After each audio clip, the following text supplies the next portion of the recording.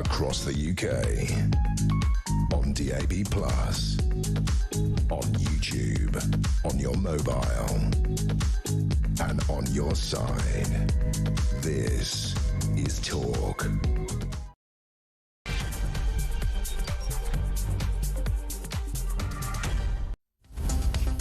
Hello, and oh, look at my hair. I don't know what happened there. A very good evening to you. It is Petrie here with you for the next 3 hours, and of course at midnight it is your chance to talk back. And what I want to talk to you about actually is the coalition of the willing, because there was a meeting today in Paris, chaired by Macron, of the coalition of the willing, and they decided that they were going to put British boots on the ground in Ukraine once a peace deal has been done.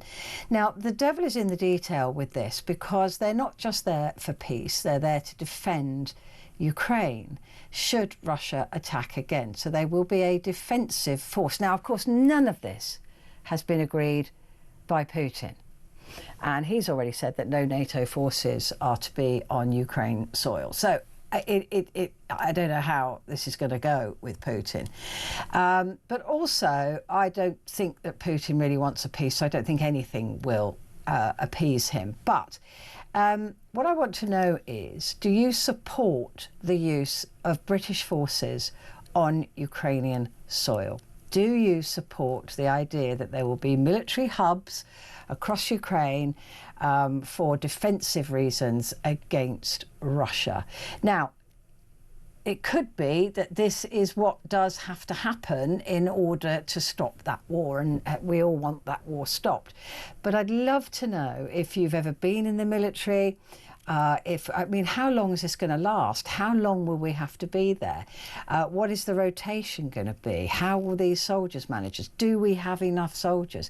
If you had a son or a daughter that was in the military, or maybe you do, are you happy with them going in and supporting Ukraine? And even if you have no skin in the game, as it were, is this the right thing for Britain to be doing? So that's what I want to ask you about at midnight. So please do give me a call. Do you support British boots on the ground in Ukraine to defend Ukraine against Russia? They would only go in if there was a peace deal, but if it turned nasty, then our boys and girls would be expected to defend Ukraine, and who knows how long that would go on for. So give me a call, 0344 499 1000. Calls are charged at the national rate, but we do call you straight back. And text the word talk and your message to 87222. We'll be talking to Paul Beaver about this a little bit later on. Let me tell you what else is coming up. So that's Talk Back at midnight. We're going to be talking about this new NHS hospital service, this new sort of app, so that we can get to see doctors online via this NHS app. So that sounds really interesting. We talked about it briefly on the paper review yesterday, but I just thought I'd like to know a little bit more about that, and what kind of illnesses are going to be looked after on this app, and what changes it'll make fundamentally to you and me. So we're going to be talking about that. As I said, Paul Beaver will be with us as well to discuss the situation and with Greenland as well. I thought we need to talk about that. And also Vincent Moss will be here, first time this year. Vincent Moss, former political editor, will be in the studio to go through the headlines for tomorrow. So all of that is to come. But now what I want to talk to you about is the EU reset bill. A new bill is being put together by the government to bring the UK into alignment with some EU laws. The move is part of Starmer's Brexit reset strategy to allow ministers some powers on rules governing food standards, animal welfare, pesticides and energy markets, which go beyond the current agreements with the bloc. So I was just wondering, I mean, they're saying this will add £9 billion to our economy by 2030, if this was to go ahead, if it even happened by then. But what are we prepared to give up to get some stuff back? Are you prepared to give up some of the the things that you felt you won during Brexit. But we lost a lot for Brexit as well. I think everybody can see that.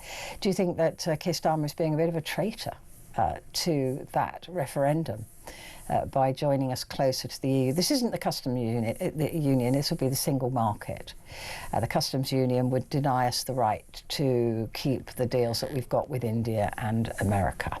So all those trade deals that we've made, the Brexit bonus or whatever it was called. But listen, is this really a good economic decision? Taking all the emotion out of it, is it a good economic decision? Well, here to discuss this with me, I'm thrilled and delighted to say, is Vicky Price, Chief Economic Advisor at the Centre for Economics and Business Research, and also an author. I'm so excited about this book, Vicky. I think my producer said she was going to buy it for me. Oh, that's extremely kind. Yeah. The book is Mismanaged Decline, What Politicians Won't Tell You About the Economy. And it's so funny when Gabriella went, I know somebody who'd like to read that. And I thought, is that what people think of me? That's what you've done to me, Vicky. Happy New Year to you. Thank you very much indeed for joining me. The whole thing with Brexit, right, it's all sort of settled down a bit. A lot of people think that Brexit didn't get the chance that it deserved because COVID happened and there's been all these other issues. But when we're talking about adding 9 billion to the British economy, having lost quite a bit, is it worth it to go back into the claws of the EU in any regard?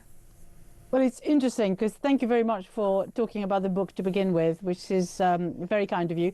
But of course, we do talk about the various mistakes that have been made all along. Of course, we had the Industrial Revolution and we were a colony, lost a lot of that, but we could still have been quite a fast-growing industrialized country, and we've given a lot of that away. And one of the things we did give away is also the good relationship we had, which we cover in the book, with our European partners. And economically, I mean, the interesting thing is that even the Brexiteer economists are now coming out and saying, well, yes, perhaps some of the benefits we thought were going to come seem to be taking an awful long time before they materialize. So from that point of view, it does make sense to do a bit of a reversal, if you like, because, as a very famous economist, John Maynard Keynes, said, in the long run, we're all dead.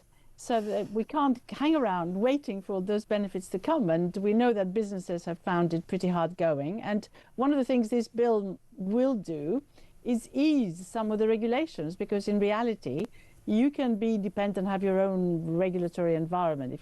If you can't sell the goods because others won't accept your regulatory environment and your rules, then you're stuck. And I think that's basically what we have come to understand we need to do if we want to trade more with Europe, which after all, still accounts for something like 40-odd% of all our trade. It won't please America, though, will it, if we even get slightly closer to the EU? I mean, I know that Donald Trump's been trying to get us to take, chlorinated chicken or beef that we just literally wouldn't be accepted in the EU. The food standards would just not anywhere near what the EU would accept. So that would mean that we couldn't sell chicken pies or steak pies or anything like that into Europe even if we agreed to buy any of that stuff. But Donald Trump wants us to be buying his stuff, and he doesn't want Europe getting in the way, and he hates the EU anyway.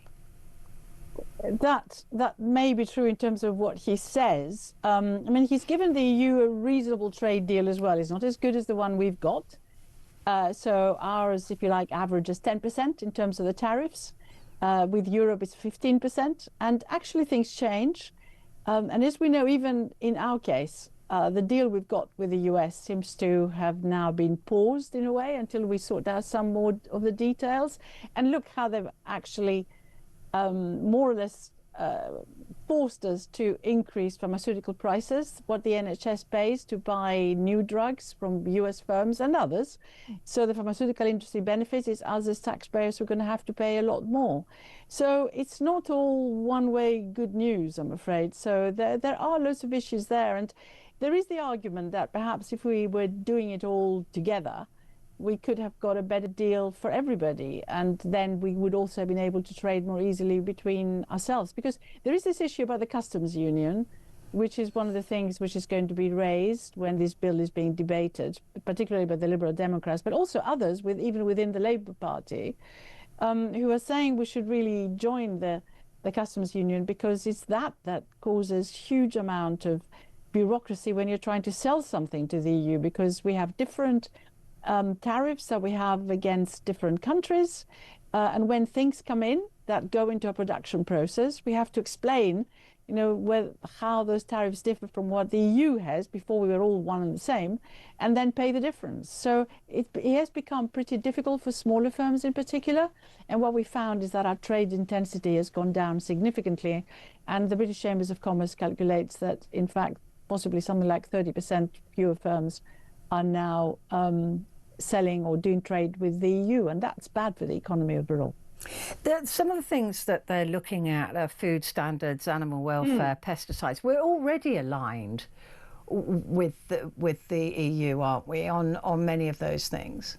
Not necessarily. I mean, the interesting thing is that we've got to prove that whatever it is that we sell has aligned. So, but we had digressed in various areas. So I think all that this reset bill is meant to do is saying we're going to have a sort of dynamic alignment so that we move in the same way, so that our products don't even have to be checked at the border, because we broadly follow, it may not be exactly, but we broadly follow what the EU is doing, and that makes life very easy.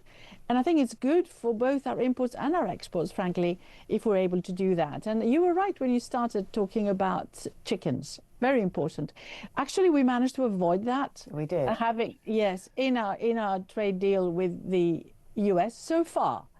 Because, of course, our farmers wouldn't accept that either. So, when you do those deals, you've got to be aware of what your own agricultural sector wants.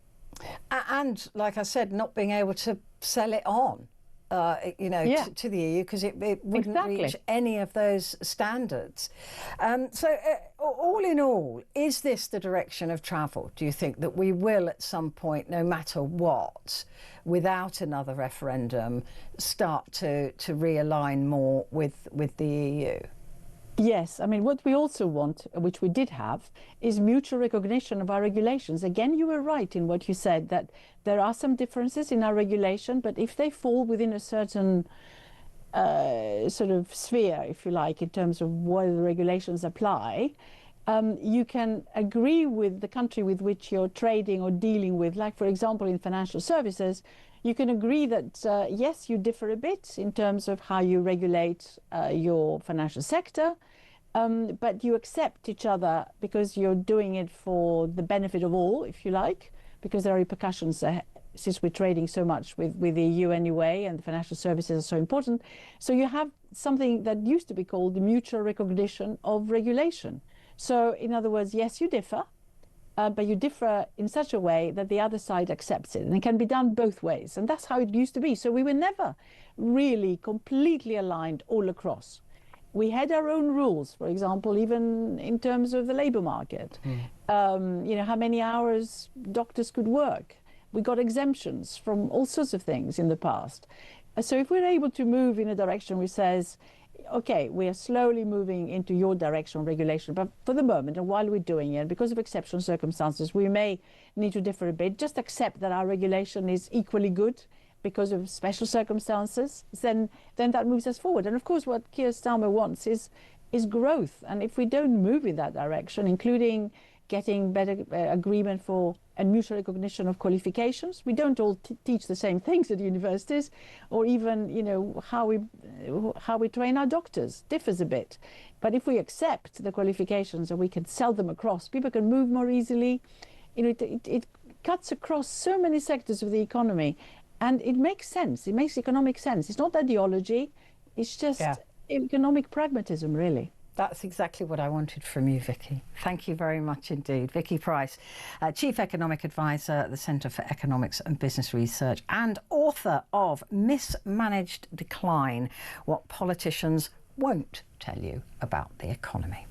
Right, joining me now is Joe Megan, who is EU Policy Manager at the European Movement UK.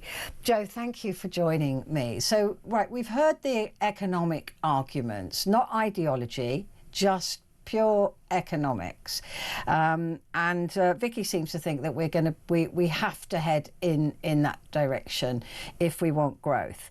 But there will be a lot of people who are listening to this saying that this is traitorous, that there was a referendum and it was a majority vote, although close. I know that vote was then ruled as not a legal vote, but it's still, a lot of people will feel that this is putting us back into the grasps of the EU and it's going to cost us a fortune. I mean, I can understand some people's complaints, but this doesn't portray Brexit, this bill. Brexit was about political independence. It wasn't about putting up barriers to trade. The UK would still be able to decide where to align and when not to. That choice will remain fully sovereign. It will be with ministers. It isn't being given over to the EU, as some people have been quoted as saying. The ministers and the departments would still clearly make choices on dynamic alignment. It would just mean they wouldn't need to bring it back to Parliament every time they have to make those decisions. Most British businesses currently do already conform to EU rules, as you said earlier to Vicky. So why wouldn't we then seek to have this acknowledged?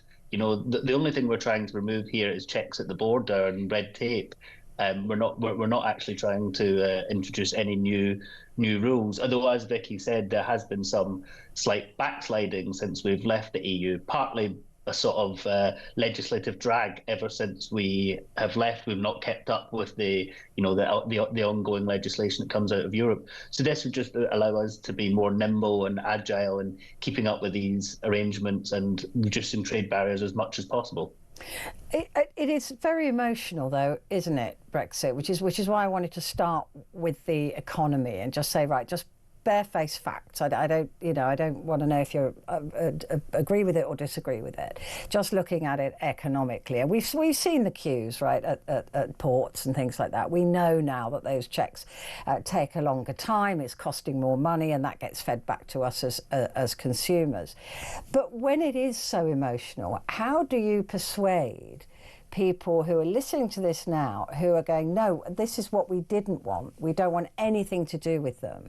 How do you persuade them that it is in their best interest to allow this to happen, as opposed to fighting against it? Because this is about economics, not ideology, as Vicky put it very well. Whether you voted Leave or Remain, everyone wants British businesses to succeed. I think that's quite obvious.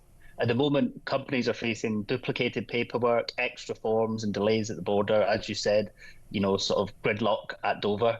This bill will tackle those problems head on. It will protect, in a way, almost, I'm from the European movement. I believe we would be better as part of Europe, as part of the single market and as part of the customs union. But to be honest, it protects Brexit and the sovereignty that it looked for, while improving jobs, growth and investment. You can be proud of Brexit and still be pragmatic about trade, and that's exactly what this bill will allow.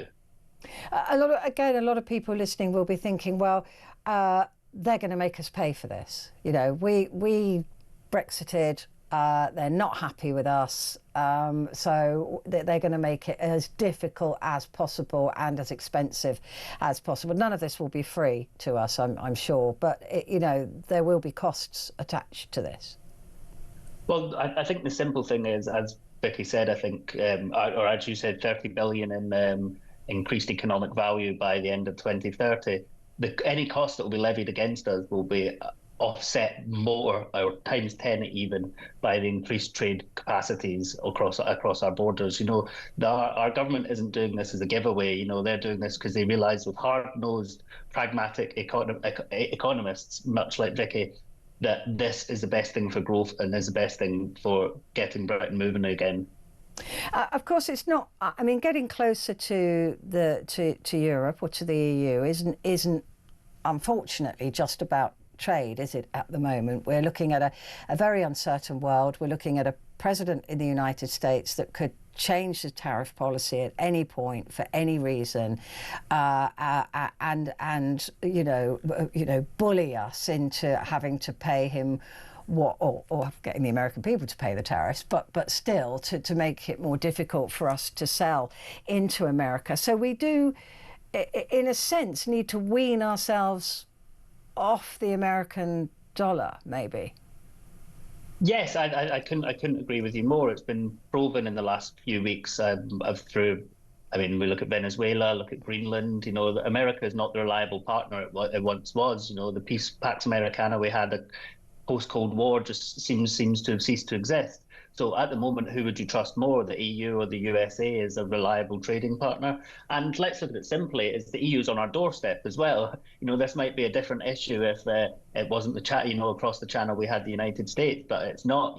This is where our food, our joint enterprises all exist across the channel with Europe, not across the huge Atlantic Ocean.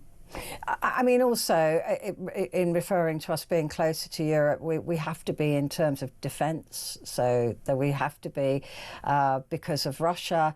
And so if we kind of don't start doing these deals with Europe, are we out on our thumb? Are we out on our own, in a sense?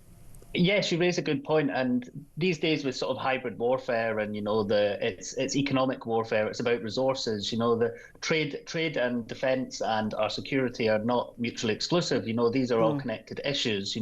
America often these things start with sanctions and, end with invasions, So if we want to be secure, really, our security is linked to our economic security, and the best way for us to do that is to get closer to the European Union. Good to talk to you, Joe. Thank you very much indeed for joining me. Joe Megan there, EU Policy Manager at the European Movement UK. So what do you think? I mean, do you think that this is traitorous, or would you accept some realignment with the EU to benefit this country? 0344 499 1000. Quick break, back in a sec.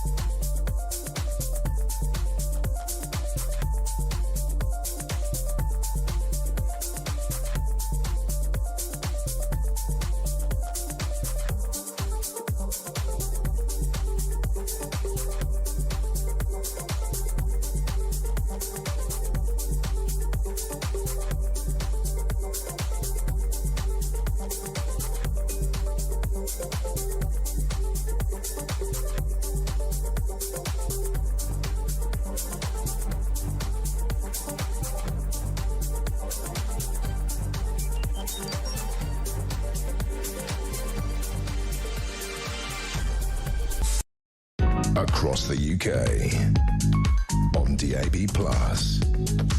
On YouTube. On your mobile. And on your side. This is Talk. Hello there, this is Talk and it is Petrie. I've got a message from Lorraine here who says, typically two pro-realignment guests. This programme is so shockingly biased. Yeah, first of all, Vicky is an economist. She has no interest in the politics of Brexit whatsoever, as she made perfectly clear, right? She was just giving an economic view. Sorry you didn't like it. Facts hurt sometimes, don't they? And yes, he was pro-alignment, but that was declared that he was pro-alignment. And then, Lorraine, if you remember, I asked you, the callers, to tell me what you thought, therefore offering you the right of balance. I hope that explains things for you. How would you like to win 25 grand, Lorraine? We're giving away, it's 26 actually. We're giving a massive £26,000 away. What a better way to start off 2026 and with a chance to win some serious cash. Yep, 26 grand. It's our biggest New Year cash giveaway and it could be yours. Here's how to enter for your chance to win. Text TALK to 83338. 83338. Text costs £2.50 plus your standard network rate, or you can call 0343 423 9761. It's 0343 423 9761. Lines close at 12 p.m. on the 9th of January, and that's when you'll need to answer your phone if it rings. It's in the UK, this competition. It's 18 plus, and this is a network promotion. For full T's and C's, go to talksport.com/win. So your chance to win, text TALK to 83338. Good luck.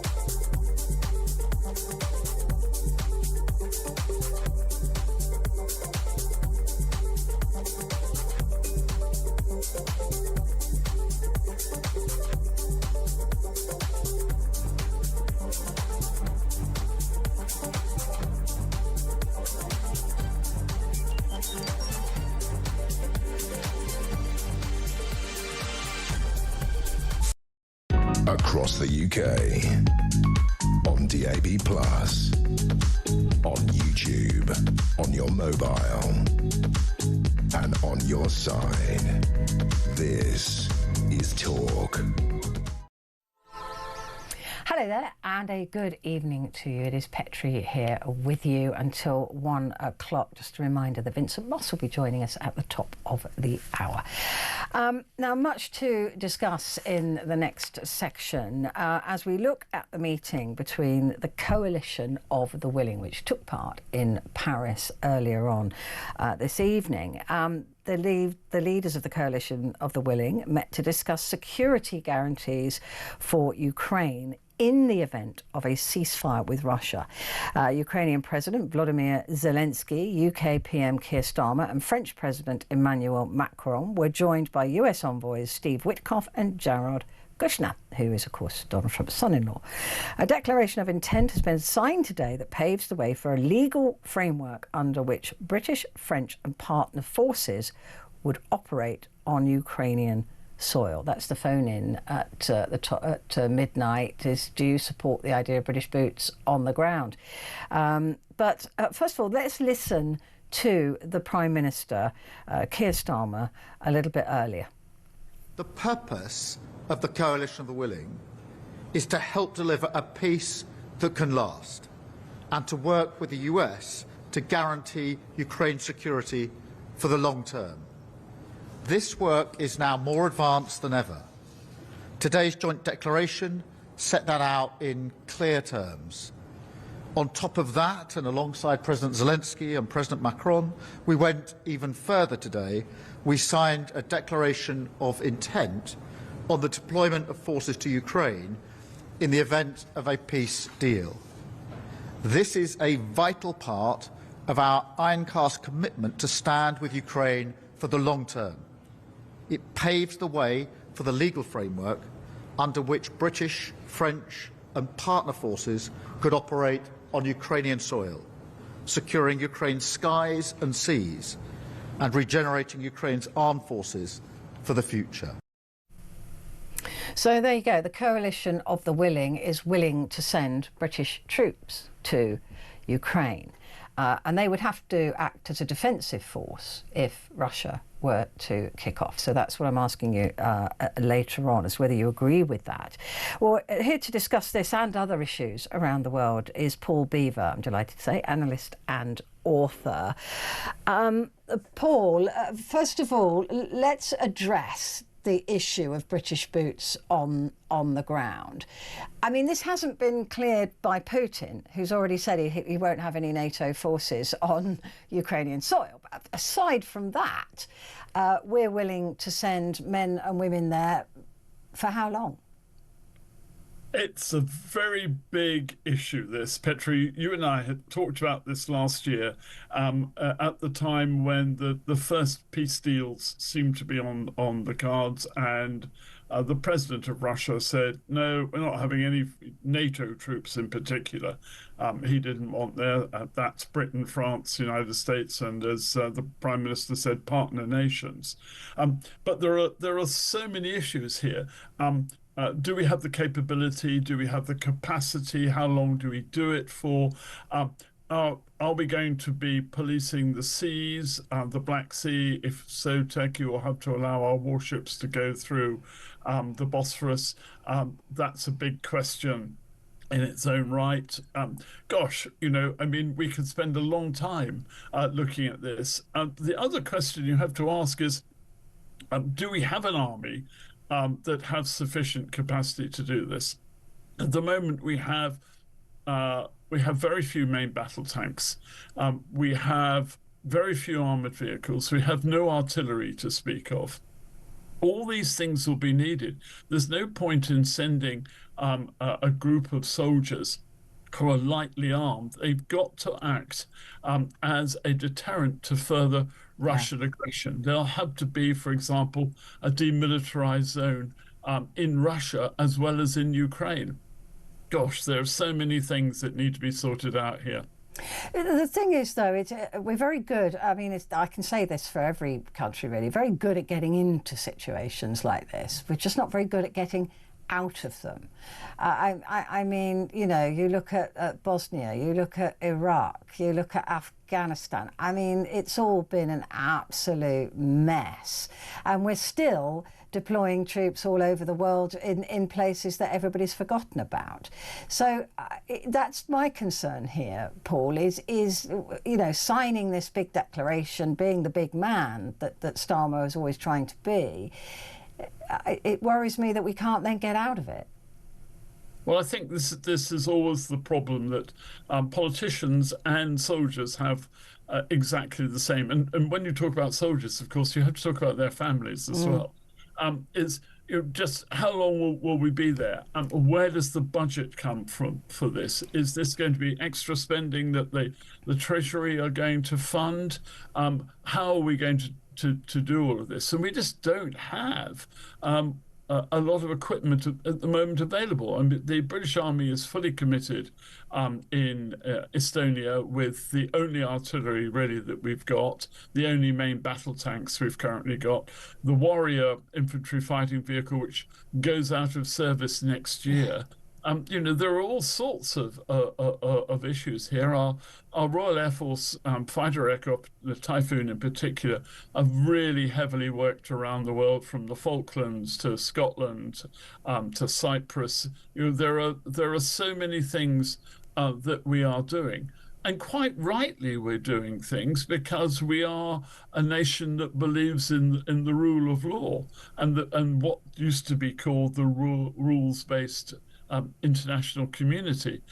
All of that seems to have changed in the first 6 days of this year. I mean, I'm just amazed by what's happened. And Venezuela, I have to say, took me by surprise. I didn't expect that sort of action to come from the United States so quickly. And then you've got all the issues that come out of that. What's next?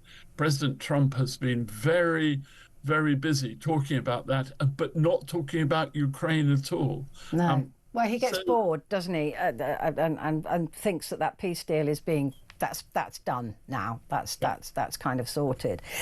Just before we get on to Venezuela and Greenland and all of those things, I do just want to say it must have been a very awkward meeting in this coalition of the willing, because you have a situation where the whole of Europe is rightly angered by Trump's continued threats to Greenland, but they need Trump for Ukraine. Yes. So this must have been, I can only imagine the balancing act that had to be done with Witkoff and Kushner, in terms of saying, look, yeah, we love you, but by the way, if you do that, we hate you. You know, I mean, that is, it must have been just mind gymnastics the whole way through. To have been a fly on the wall. You know, it is a difficult situation. I mean, the United States has made it very clear, or rather President Trump has made it very clear, that he'd like to annex Greenland. And he must have it, he said. He must have, and there are all sorts of fibs being told, you know, that the seas around Greenland are full of Chinese and Russian ships. Well, I looked this evening at the database. It's rather like Flight Finder when you want to look for an airliner that your loved ones are flying on. There's a sea-based one as well.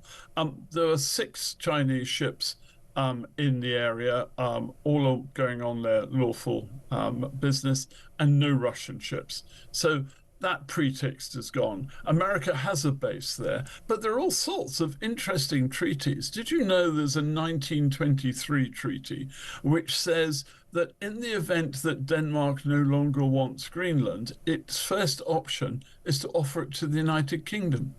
Oh, now, right. how about that? I mean, that is just bizarre. There's also a treaty between between the United States and Denmark in 1951 about bases in Greenland. Yes, they're entitled to build another 18, aren't they? If they wanted to. Yeah. They are. But the interesting thing about that is they've gone away from all their bases. In fact, they've left all their rubbish behind. They're just being like the Russians were in Eastern Europe 30 years ago.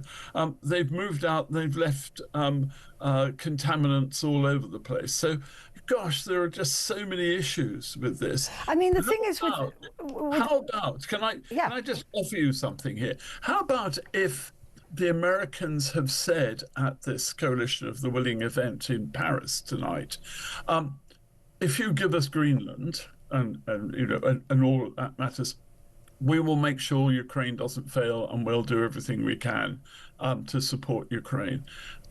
I can just see that sort of negotiation going on. I don't question that for a second, because Trump has made it clear, and all his minions are working towards that for him. Steve Miller today, absolutely outrageous comments that he was making on television, saying, well, if we took it militarily, no one would stand up to us. And he's right, though, Paul, isn't he? We have weakened ourselves to such a point now that Donald Trump and America can do anything they want, anywhere they want, and we are too weak to stand up to him. But would we politically want to? I mean, we're all part of NATO. We're all allies here. There's the North Atlantic Treaty between us. That means nothing to Trump, though. He hates NATO. He's not into it. He seems to dislike anything that isn't individual states, because he can then deal with them individually and pick them off, I suppose. But if you look at this, this is doing Putin's job for him, breaking up NATO. Because if Trump does take Greenland, which is part of Denmark, that's an attack on a NATO nation. Where do we stand with this? Well, we Europeans should immediately distance ourselves from the United States. Immediately. America will lose billions of dollars of defense money and all sorts of other things if it goes and decides to do this. I mean, this is bigger than just a military operation to occupy Greenland. And Greenland's big. I mean, if you look at the map that I'm sure President Trump's got an atlas with a map on transverse Mercator projection, it looks quite small. I seem to remember it being at least as big as Australia. Yeah, it's a vast land mass, isn't it? But also, if it's this is what I don't understand, is that these are two NATO nations, okay? Denmark being one of the first to start up NATO. Why does Trump need to own it? Why can't he, these two NATO allies get together and say, look, for the security of all, we need those 18 bases. We have permission to build them. We're going to rearm, we're going to rebase, and we're going to support Greenland, and we're going to be there to make sure that it is secure. That's what I don't understand, is this necessity to say, I want it, I'm going to have it, and I'm going to own it. I think that the whole thing about the security of the United States and the need to have bases is a front for what he actually wants, which is the mineral and seaborne wealth. I mean, the seas around Greenland are teeming with wildlife. On land, it's a huge. We don't actually even know what's there. We know there's an awful lot of mineral wealth, whether that's rare earths, which are useful for things like mobile phones and computers and AI and whatever, but there's also ordinary base materials which are needed for industry.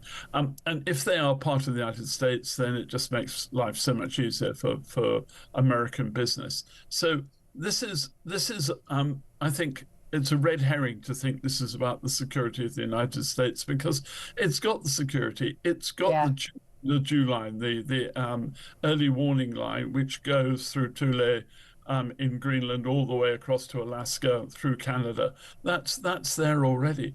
But what are the Canadians going to think about this? What are the Canadians going to think when Trump moves across their country to occupy another country which is also a NATO ally?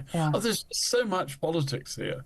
I mean, the geopolitics, I've never known anything like it. Just very quickly before we go, with Venezuela, What happened? I mean, that has, in my view, given Putin permission to carry on fighting Ukraine, and it gives China permission to take Taiwan.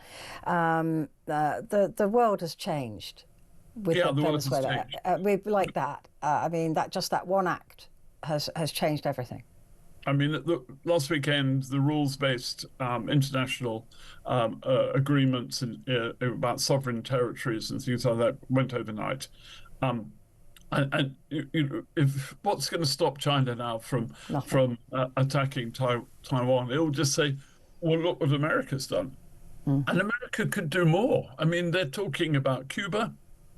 They're talking about narco-terrorism in Colombia, which is nothing to do with the president of Colombia. There are groups in Colombia, as there are in Peru, and there are in Venezuela, there are in Ecuador, there are in countries in Central America.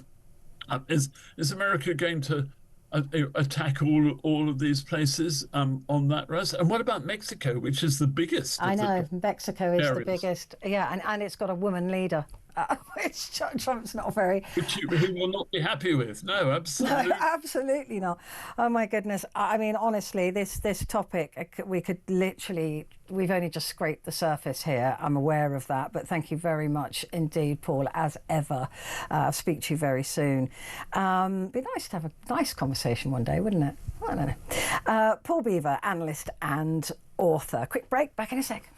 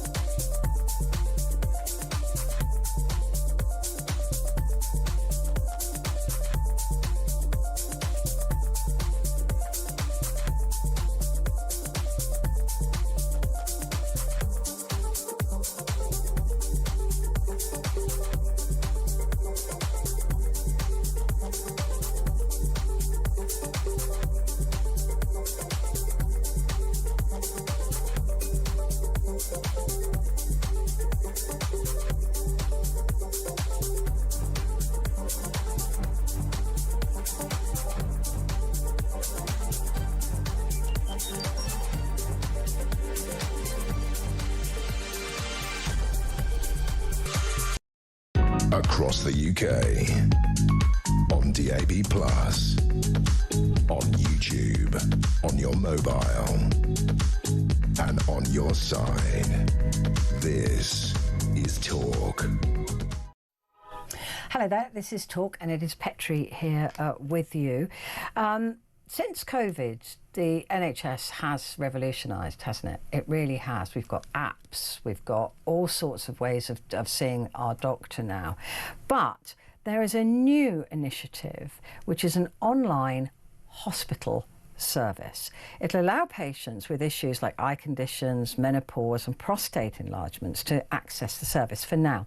And the aim is to offer over 8 million appointments in its first 3 years. That's 4 times more than currently offered by the average NHS trust. You can still have face-to-face appointments if you want them. Personally, I prefer it when it's not face-to-face, but there you go. Well, joining me, I'm absolutely thrilled to say this, it's Mohammed Al-Ubaidli, who is the founder and CEO of Patients Know Best. I'm so impressed. Oh, bless you. It's a pleasure to speak to you. Thank you. Honestly, I said to my producer, I went, the founder of, because I love Patients Know Best. I mean, I thought it was an NHS initiative, but it was your company, was it, that did this? That's right, yes. We provide a lot of services to the NHS, and a lot of our patients and customers like the fact that it's branded around the NHS, the brand they trust. And so we just deliver a service for them. I mean, it's extraordinary service. I can have a blood test taken in the afternoon and I know the results by tea time. I mean, it really, I'm just saying, I love it. Will this online hospital work in a similar way? So it'll have all the NHS branding with it. I just can't see logistically how you put me in touch with a specialist that I need to talk to. So it's a lot of things bundled under one brand. So sometimes it's about, before you have your appointment, the blood test, you can have it done locally and you can book it digitally to be convenient to you. So it's a bit of an admin thing. Sometimes it's about putting you in touch with that clinician who may be somewhere else in the NHS. Believe it or not, there are some parts of the NHS with spare capacity, and it's being able to reach that wherever it is in the country, not being locked to the capacity you have locally. And some of it is about just being more intelligent. So if you're getting a blood test and an MRI scan, it's having AI look at that and give the information to the clinician to speed up their ability to diagnose you or give you feedback that same day. There's a lot of things mixed in one, just using technology to make everything faster and safer. I mean, I can't even get my head around how you find, you know, like I said, that you know, I need to see a neurologist. My neurologist, you know, there's one that's, my area is busy, but there's somebody in, I don't know, Bradford that is a neurologist who can see me straight away. I don't know how you do that, and that's probably way above my pay grade anyway. But is this relying on us being more, wanting to be more in control of our own health? Because a lot of people prefer to leave that to the NHS. So the main thing driving it at the moment is moving information rather than moving people. Right. So you don't have to physically go to Bradford to benefit from someone who's got expertise in Bradford, or you don't have to do the blood test next to the doctor in Bradford for the doctor in Bradford to get that blood test information. So that's digitization to move information instead of people. The government does talk a lot about prevention. That's not yet part of this work. You could do a lot more for it in the future around being proactive for people and spotting things sooner. I would say the best thing for that, so at the moment, is the increase in vaccinations, trying to make it more convenient to up the vaccinations rate. That's a great preventer. But what I like about the government's work is it's really a multi-year program. This is just another step. There'll be many more steps to use digital and to use transformation for all kinds of things. A lot of people, though, like I said, they'd be nervous about this. So this is after a diagnosis, like after a PSA test, for example, showing that there is a problem with your prostate, and once you've got that, you would be referred to this online hospital if you wanted to, and therefore, like we're saying, those tests could be looked at a lot quicker. You get your results a lot faster, which is really important when you're waiting for a cancer diagnosis. But again, a lot of people go, but I like that physical relationship. And again, people are being offered choices. What I would say is, when you're doing things online, sometimes it's about convenience, and that is important. Sometimes about capacity spreading, and that is increasingly urgent. But you know, for some people, travel makes you sicker. If you're physically disabled, it is a burden. For some people, coming to clinic makes you sick. So if you have cystic fibrosis and you're in a clinic with other people with cystic fibrosis, you can give each other lung infections. There's plenty of good reasons beyond convenience why for some patients they would like to do remote. But if you want to stay face-to-face and you want to go through the existing process as well, that is available. And I do think this also frees up capacity in those pathways, especially for people who need them. Yeah, like I was saying, for me, it's a matter of convenience. I much prefer it if I don't have to leave. And I've got an appointment tomorrow morning. I'm furious that I've got to turn up in person because I'm going to be really tired. So I'd be happier if it was online. The one thing I do have to ask you, Mohammed, is about security, because a lot of people are very concerned about medical notes being very personal, and too many people around the country being able to see things that you might, that are private. Is that of concern here? It's always a concern with anything clinical. I would say that all the language we've heard, and obviously details come out every month about this, is that the person who, back to your Bradford example, who would see that information is because a particular doctor has been asked to look after you in Bradford, and so they get permission to look at you. Right. But the other doctors don't get permission to look at you. The last thing I'll just say on security, the sicker you get, the more security is about not just making sure the wrong person doesn't have access to your record, but making sure the right person does have access to your record. You do need it for your safety, that all the right specialists, that person you're meeting in A&E, your family, if you're unwell or unconscious, they're all able to see that information to help protect you. So you put in the right safeguards around your treatment, your permissions, your privacy, but online access actually does increase security as well as you have to mitigate the risk to security. Well, I think this is a very exciting move, and it is definitely the future, isn't it? And Mohammed, I say again, I'm so impressed with doctors know best. It makes me look like a real geek, but it's just made my life so much easier, and I know a lot of people are probably the same. So thank you for that, and thank you for joining me. It's been a real pleasure. That's Mohammed Al-Ubaidli. Al-Ubaidli. I knew I'd get it right in the end. Founder and CEO of Patients Know Best.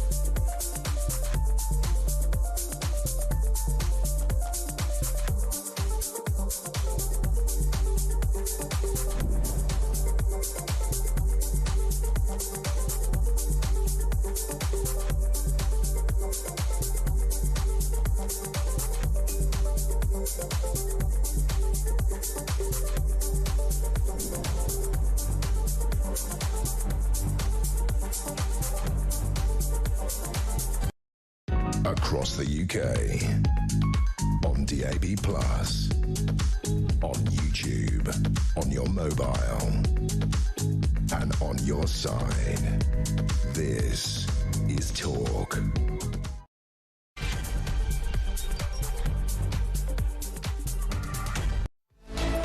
Hello and a good evening to you. This is Talk and it is Petrie, and coming up at midnight, of course, it is your chance to talk back. And what I want to talk to you about is actually, I think pretty much on every front page, or at least most of them, is about the UK agreeing to boots on the ground in Ukraine. And as I was just talking to Paul Beaver about, we're very good at getting into these situations, not quite so good at getting out of them. So how long would this actually be? Forever? I mean, at what point do we say, oh, well, Russia's not a danger anymore, he's not a threat anymore? I just don't know how we get out of this. Look at the mess that was made in Iraq and Afghanistan and Bosnia even. And we've already got troops all over the world doing peacekeeping duties. This would be more than that. This is not just peacekeeping. This is there as a defence force against Russian aggression. And I want to know what you think about that. Now, they would only go in after a peace deal had been agreed. I don't think that Putin's going to agree to this, because after all, French and British troops are NATO forces, and he's already vetoed that. But say that it does go ahead, do you support it? Knowing what we know about Ukraine and knowing what we know about Russia and you know, the potential of him starting a war with Europe, is this the best thing that we can do? Or do you just think, no, that with no exit strategy, with no plan, this could just go on forever and ever and ever? And that's British troops being out there in the line of fire. So that's the question I'm asking you at midnight. So please do take the opportunity and talk back. Tell me what you think about this. 0344 499 1000. Calls are charged at the national rate, but we do call you back. And then text the word talk and your message to 87222. So 87222. I'd love to hear your views on this, because we've already signed now. We've already declared it. We've already said we're doing. Well, Keir Starmer has said that he's going to send other people's children to Ukraine. So I'd like to know what you think about that. So give me a call. With me in the studio to discuss this and other stories on the front pages, Vincent Moss, former political editor. Thank you for joining me, and Happy New Year. Hi, Happy New Year, Petrie. When do we stop saying Happy New Year, do you think? Next week? I think next week. I mean, when you see people for the first time, you feel you've got to say it, but by the time it gets to about the 10th, it's like, feels a bit, yeah. Yeah, it's a bit old by then, and then nobody's happy about this new year either. The front page of the Times, the UK agrees to boots on the ground in Ukraine. Interesting to me that he didn't, signing that agreement, did he get agreement from government to do that? Does he need agreement from government to do that? Well, I mean, there'll be pressure, no doubt, for a vote in the House of Commons if it gets to the point where we would be sending troops. I mean, as you say, I mean, this requires the very unlikely prospect of Putin agreeing to these proposals and having NATO troops in there, which you would imagine is really, really unlikely. And as you rightly say, these situations, the war's already been going on for nearly 4 years. If British and French troops went in, it's very likely that they would never, ever, ever come out. Yeah. They would be staying there as a peacekeeping force, or perhaps rotated with other countries or working in conjunction with other countries forever. And the key part of this is, could you all relies on the Americans being prepared to back this European-led... And we are useless without the American extras that they provide us, the air cover, satellites, all of those things. We need them. We pretty much can't function without American support. Exactly. As a defence force. And while Steve Witkoff in Paris was talking about Trump's special envoy was saying that backing was there from Trump, you know, he's a very mercurial character, as we know, and he only be presumably president for a couple more years. He's done his 2 terms. What could happen after that? So, as you rightly say, we depend on the Americans. We'd be going in there on the guarantee that the Americans, at the moment, would potentially back this European-led force, but what if they don't? Well, we've already seen them pull satellite coverage from Ukraine because he got cross with Zelensky, and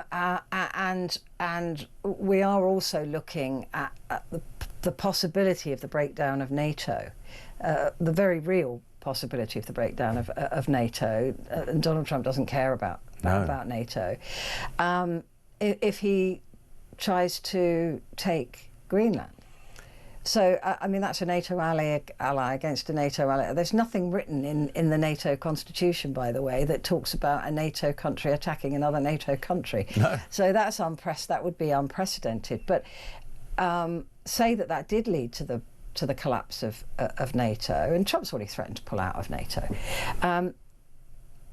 Then could we rely on him? Well, that's right. If America goes into Greenland, which it's saying is a strategic priority and it must take over Greenland within the next few years, that would effectively destroy and rupture irreparably NATO, and that would give Trump the excuse he might well be looking for, and many think he is, to pull out of NATO. And if he pulls out of NATO, pulls out of backing European forces in Ukraine, that makes the European forces look very vulnerable to Putin and the Russians. And the other big problem, of course, is our tolerance now for losing casualties in war. It's not like the Second World War or the First World War. We saw with Iraq and Afghanistan that even losing troop numbers in what are relatively low numbers, it'll still be at hundreds.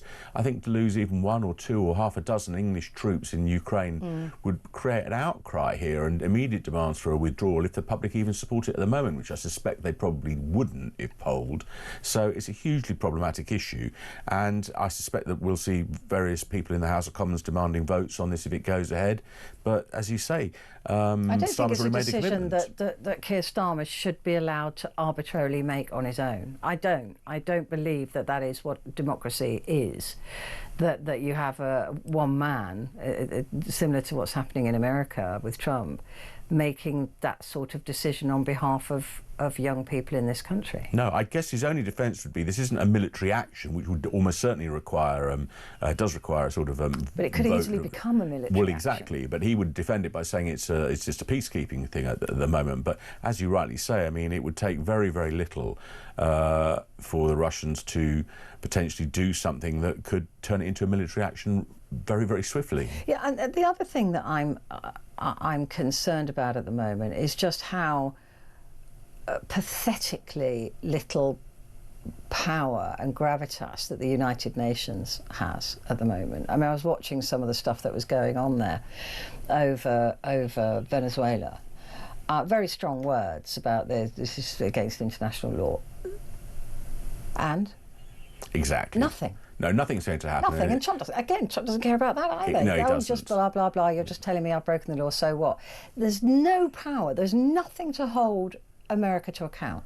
No, there isn't. The only small upside, which you have seen with the coalition, the willing, is a sort of a growing agreement among countries like France, Germany, UK, Poland, to spend more on defence and work together and coordinate. Too slowly and too late as well. And by the time they get their house in order, could be years potentially, because the defence spending is going up in all nations, including the UK, but not at a fast enough rate. And as you say, without the support of the Americans and their huge military muscle, it doesn't really work with the amount of troops and hardware that Europe's got. And I just don't think we can rely on America anymore. No. Not under this administration. Well, he seems to change his mind by the day. I mean, we saw that with the taking Maduro in Venezuela. There seemed to be no plan beyond removing him and getting him into New York. I mean, the plan for the rest of it and how Venezuela is going to be run, and he claims he is going to run it, is very, very murky. Yeah, well, he thinks he's got a puppet in Delcy Rodriguez, doesn't he? And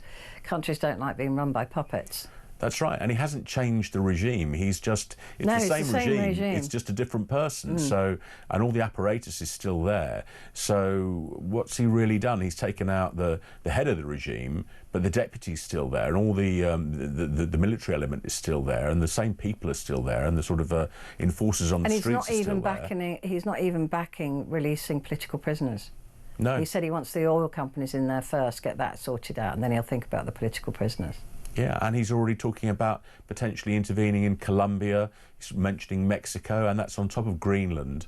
Well, we can see what he's trying to do in controlling that. And Steve Miller again was saying today, look, this is our manor.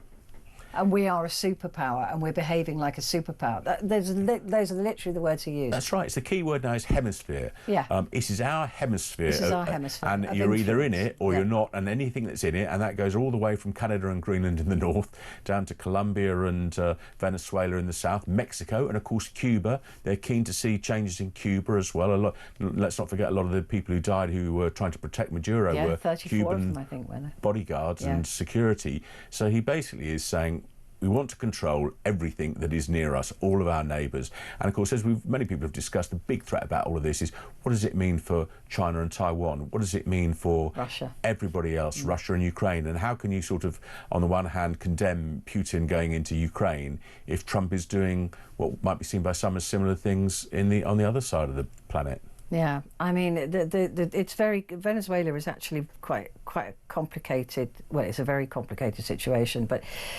he's not really even after just the oil. Everyone's saying he's after the oil. He's about propping up the petrodollar. Yeah. Because Venezuela was about to go a different direction and not buy its oil in American dollars. Since the 1950s, it was agreed that everybody would buy and sell their oil in American dollars. If people stop buying their oil in American dollars, America's economy collapses. Yeah. Like overnight. And a lot of countries now are saying, we don't trust the American dollar. What we want to do is have it backed by gold or by the yuan. And so the world is shifting under Donald Trump's feet. And there's also a lot of silver there as well. And apparently JP Morgan Chase has set up a silver. Well, there's always metals or minerals or something. Yeah. And there's also a lot they're of... stealing it from Venezuela. This is what I don't get. This is just theft. This is just taking over a country and taking out all... Like with Greenland, it's not about security. It's a NATO ally. They could have 18 bases on Greenland if they wanted and just work together. It's about the minerals. And the same with Ukraine and the deals he's trying to do in Ukraine. Everything involves something for America in terms of minerals or some kind of wealth. And even with the kind of oil that Venezuela produces, it's that heavy crude oil which American refineries depend on and need most of to keep their refineries going. So there's always... He seems very uninterested in countries which have little to offer for America, and interested in places where there's something in it for America. I mean, there is a genuine defence argument about it's not great having potentially Russian and Chinese operatives or having them being able to access places like Cuba and Venezuela on America's doorstep. But it's always wider than that, isn't it? It's always about something else, always about oil, always about minerals, always about something else. Yeah, but China has been craftily infiltrating the South America for years. Yes. I mean, they pumped in billions into Venezuela's oil production, and that's why they're saying to America, keep your hands off that oil. We've invested in that. Yes. They've also been handing out huge loans to a lot of very poor countries as a means to infiltrate them that way. Yeah, and there's all sphere of over influence South in Africa as well. So it's all about, I think Trump seems to see the world as there'll be three great spheres of influence. 1984. And it'll be America, Russia and China. And within your own sphere, you can kind of do what you like, basically. So it does make you fear for that kind of explains his thinking about Ukraine and why he doesn't seem as bothered some of the time as much as certainly Europe is about Ukraine, because it's kind of, well, that's Russia's backyard. That's their sphere of influence. I'm worried about Greenland, Canada, Mexico, Cuba. Not too worried about things happening in Taiwan or South China Seas, places like that. It's extraordinary. It really is. But I think with British forces being sort of dragged into like you say, without American support, that is a disaster. We literally can't function. Yeah, and the army's already stretched, and we keep reading stories about how there's an urgent need for massive recruitment. I think the strength of the army and the armed forces is down to about 70,000. A couple of decades ago, it was 100,000. There's recruitment issues, there's kit issues. So the idea that we're suddenly going to have a huge, be able to create these defence hubs or military hubs in Ukraine and service those and you've always got to have troops on rotation. For every troops, or each battalion or whatever you've got out in the field, you've got to have one another training, one ready to exactly. go. You've got to have three of them. Yeah, that's right. Yeah, it is a huge commitment. And as you mentioned on the front page of the Times as well, Trump wants to take over Greenland in the next 3 years. President Trump wants to acquire Greenland as a national security priority, and the use of military force is always an option. So he's not cowed at all by Europe saying, keep your hands off. That meeting must have been an interesting balancing act today, where they're trying to keep America on side for Ukraine's sake, but to tell America not to take Greenland That's right, on yes. Europe's sake. Yeah, interesting. But there's nothing he said is going to stop them from having it as part of the US. Diplomacy is always the president's first option with anything, and deal making. He loves deals. So he's going to try and buy Greenland, which isn't for sale. So this is the other thing, isn't it? He thinks everything's for sale. Everything's got a price tag. Exactly. Everything's got a deal, and everything's developable, and everything's about. I mean, even with Gaza, there was that sort of weird image, wasn't there, about him trying to turn it into a sort of Vegas-style casino capital or whatever. Yeah. Just saying that it was great beachfront property. Yes. I mean, what? Anyway, and then right at the top says how to look cool in the freezing cold. Do you look cool in the freezing cold? Definitely not. I look freezing cold, the freezing cold. But yeah, there are some nice images of their people in very glamorous coats, the sort of coats you don't see in London. Most people seem to just wear black. I mean, it all looks and quite their like heads the cold, down, isn't it? Yeah, just not even looking each other in the eyeball, because they'll freeze if you do. Yeah. We're not used to this. Right, a quick break, and then Vincent and I'll be back in just a moment.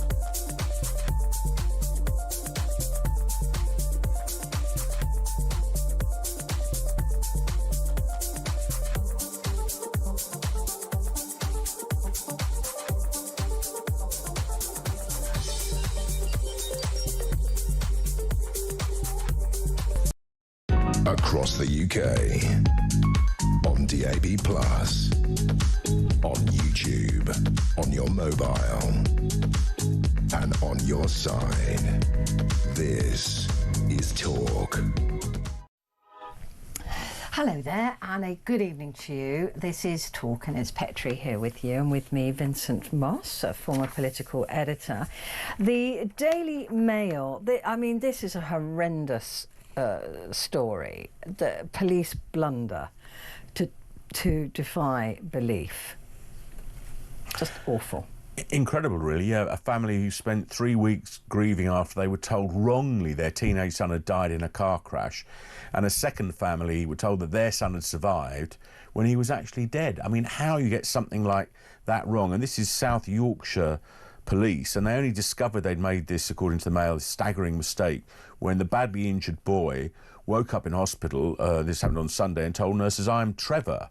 And this is Trevor Wynne, who was 17, and he was in a crash with his friend Joshua Johnson, and the police had got the identities the wrong way round. So imagine the trauma. I mean, okay, at least one family, they thought they grieved, but it turned out their son was 3 alive. weeks. Yeah, exactly. But what about the family that thought their son had survived and then later found out he was dead? So, I mean, at a time when the police are getting all sorts of flack for all sorts of mistakes, and not just this, but there's criticism of the West Midlands police over the football match and the Israeli fans at Aston Villa, and a lot of criticism about that in the papers. But this is an astonishing, really, a blunder that every parent's worst nightmare, really, and I mean, how they could get that wrong. I mean, I remember there was a film or something that was similar to this, where somebody was wrapped up in bandages and it was the wrong person. But the details of this. So for 3 weeks, was there a family sat by a bed, holding hands with somebody they thought was their son, and it turned out it wasn't their son. So he must have been quite badly injured and wrapped up, I guess. That's what you assume. About how it's still difficult to see how they could have got that so wrong. I mean, you'd think they would check, right? I mean, there must be, if they can't be identified, DNA maybe. Yeah. You know, just to be absolutely certain. Yeah, it's a terrible, terrible mistake. I mean, and very hard to see how it happened. I mean, there are 2 pages which you don't yet have inside of the Daily Mail, where presumably some of the detail explains how potentially it happened. But just astonishing, really, that they could make such a dreadful mistake. I mean, just the thought of it, and also, in 3 weeks you'd be planning a funeral, wouldn't you, as well, for the child that you thought had died. Yeah. Awful. Just terrible. I do remember that. It reminds me, there was a family in the village that I lived in, and they were quite a troubled family. And there were twin boys, and an older boy and a girl, and I was friends with the girl. And one of the twins took his own life, and he was discovered in a spot where his mother had done the same thing a few years previously. It was a really catastrophic story. But then the father identified the wrong twin in the morgue. It's incredible. Awful. Yeah. I mean, it's like some kind of drama. Yeah, it was Alan and Paul, and he declared the wrong one dead. Awful. You'd think a father would know, but anyway, there you go. So that's the Daily Mail. Daily Express loves, we always talk about this, loves a weather story. It does. Always has. And let's face it, so do we. Britain to be hit by a major snowstorm blast. I was talking about this last night. It's been named now, so it's an official storm.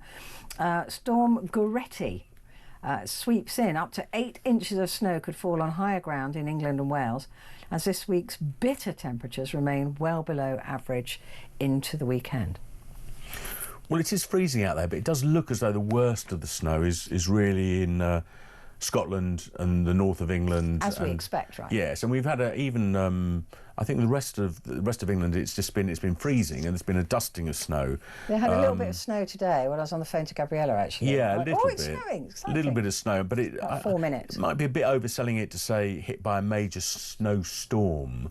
I suspect there'd be some snow, but well, whether it's supposed to be coming in on Thursday, and London will be hit, but they don't know yet whether it's going to be snow or freezing rain.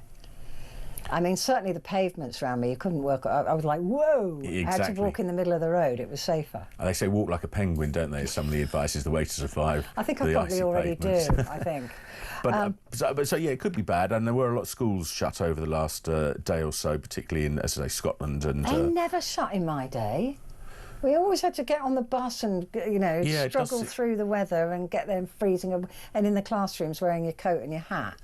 Exactly, because you would have thought it really puts parents in a difficult position, because if the schools are shut because of the snow, then the parents presumably have to stay at home to look after their children. Straight after 2-week holiday. Yeah.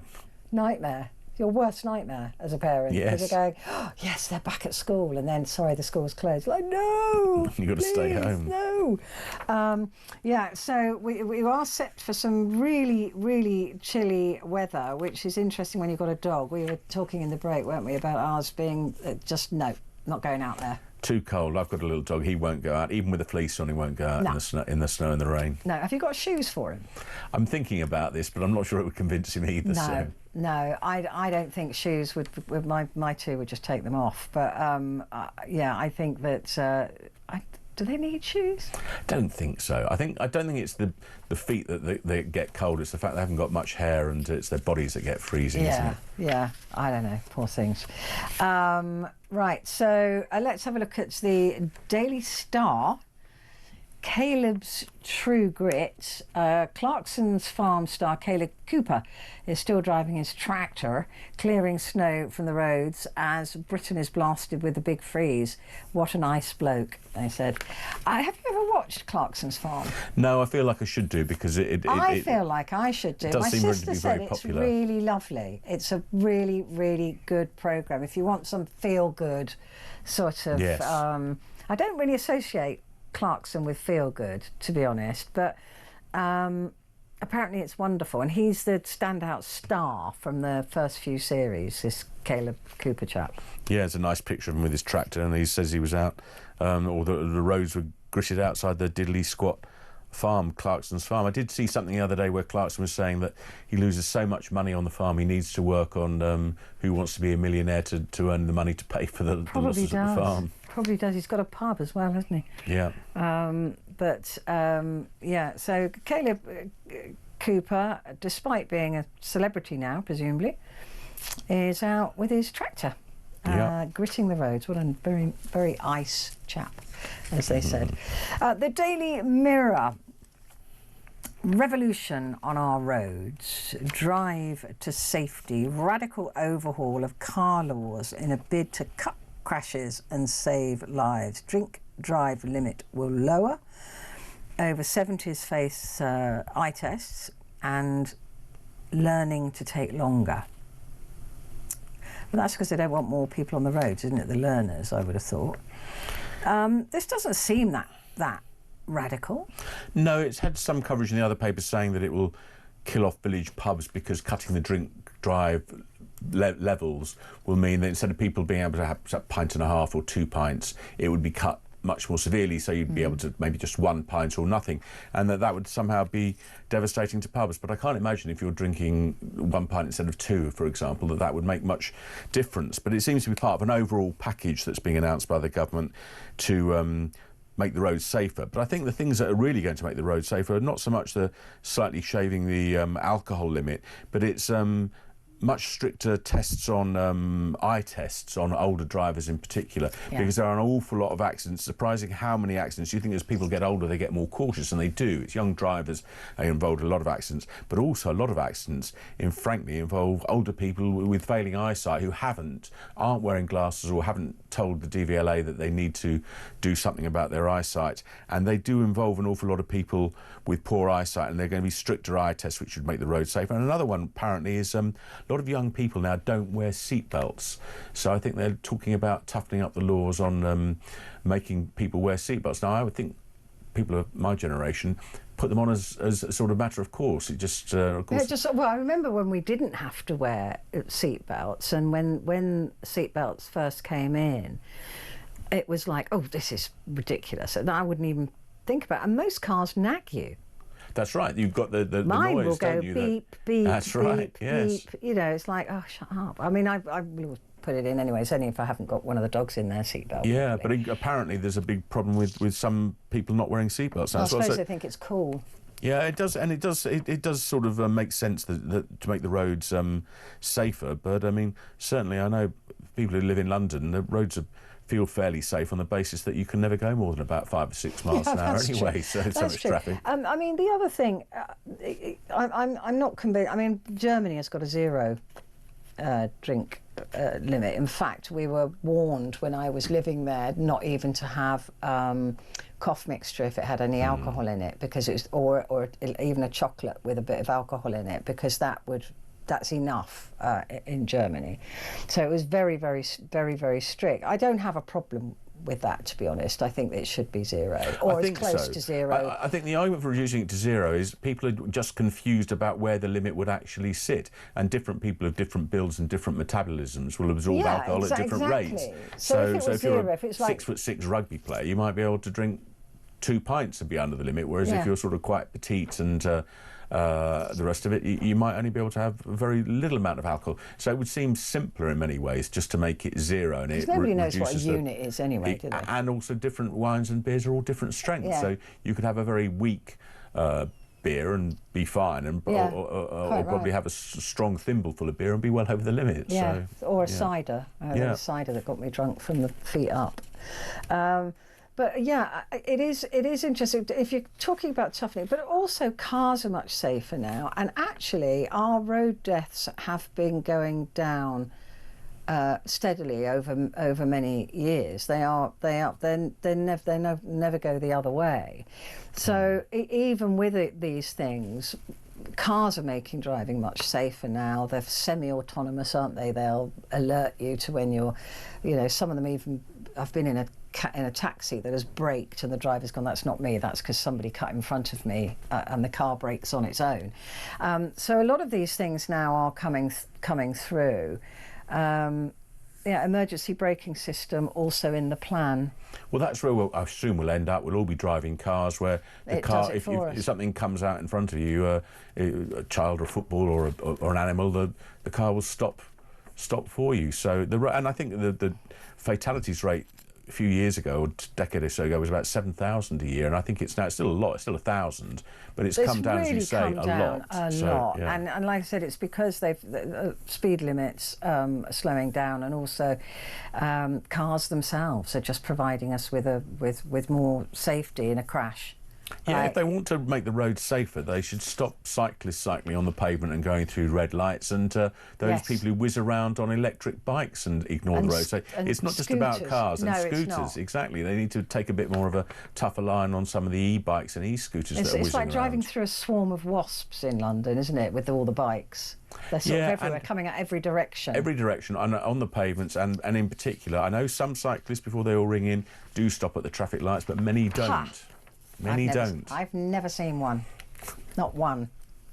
Oh, Gabriella's saying she does. Well, but she would. Yes, exactly. She's the exception, Gabriella. Yeah, she's Snow White. She does everything right. Quick break, and then Vincent and I'll be back in a moment.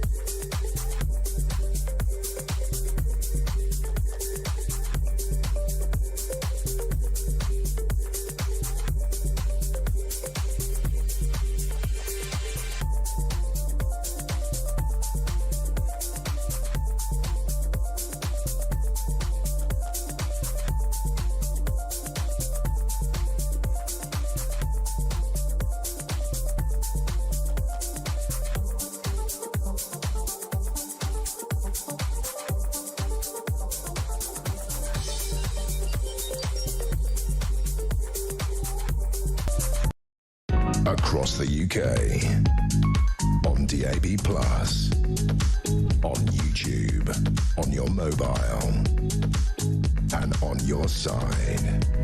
This is Talk.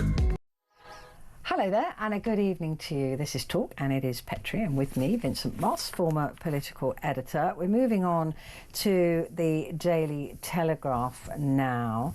Drink drive changes to kill off rural pubs. That's I don't really have I do have a problem with killing off rural pubs. I think that is a tragedy. But the idea that people go to rural pubs and only have 1 pint or 2 pints. I used to live in the countryside, so I know well, it used to go on in my day anyway. Maybe it doesn't anymore. But there are a lot of drunk drivers on rural roads because they know they're not going to get caught. Yeah, they know they're not going to get. There's a good chance they won't get I mean, caught. the pubs are they do take responsibility, and they are good with that. But you don't know what somebody's got in their car. You don't know what they're drinking before they come to the pub. You know, all of those things. No, but a lot of the pubs, rural pubs especially, have all specialised in being food pubs and gastro pubs now, because they've lost a lot of money in terms of people not driving to pubs because they're worried about breaching the alcohol limits. But I think it's a stretch by the Telegraph to say that the drink drive changes will kill off rural pubs, because if before people were drinking, say, 1.5 or 2 pints, they're now only going to drink 1 pint. I can't see that pint rapidly changing the demographics and the finances of the pub. What's hurting the pubs more, as has been sort of widely documented recently, is the sort of changes in rates and duties and it's the government increases in the minimum wage, exactly, and the bills they're facing for heating and all sorts of other things. So many things may be killing off pubs and rural pubs, but I don't think that slicing down the alcohol limit a little bit is going to be a decisive factor. Yeah, and the government source has said that calling the concerns absolute nonsense. They argued Scotland has had a lower alcohol limit for more than 10 years and the rural pub is still alive and well. And that sort of supports what I'm saying as well, is that the chances of getting caught on these country roads is zero. So yeah, the most likely people aren't paying attention. Exactly. I mean, most likely thing that would happen is somebody's drunk so much they have an accident, and then they'll get caught because a tree would be wrapped around a tree or something. Yeah. But apart from that happening, there's a reasonable chance that people are having a little bit over the limit and just tootling home and nothing's really happening. But I think the Telegraph sort of missed the trick really, because it's probably quite a good thing to try and make the roads safer. I mean, the Telegraph does quote the statistic I think I was referring to earlier about alcohol-related collisions represent 17% of all deaths on UK roads, account for about 300 deaths a year. But it does also say that there was... I mean, that's horrible for those 300, but it actually is a very low number. Well, a very small number, because the total number who were involved in road deaths was about 1,600, but that compares to 7,700 in 1972. So you go back to the 70s, and a lot of people were. But there were no seatbelts then either. Yeah, exactly. You didn't have to wear a seatbelt, and cars were less safe. And exactly. I mean, in the old days, do you remember they all had sort of flat-fronted bonnets? And of course, now cars have these smoother bonnets, which, without getting into the details of it, when you get hit by a car, you tend to sort of go onto the bonnet, and if you're lucky, you sort of roll off the bonnet. Whereas in the old days, they were sort of snub-nosed things, and you hit by those. And... Oh, also there are bonnets now with airbags. Oh, I didn't know that. Yeah, the Volvo. I think it's Ed Wiseman told me that last week. So there's now, if you hit some certain cars, there's an airbag on the front of the car. That's a good idea. Yeah.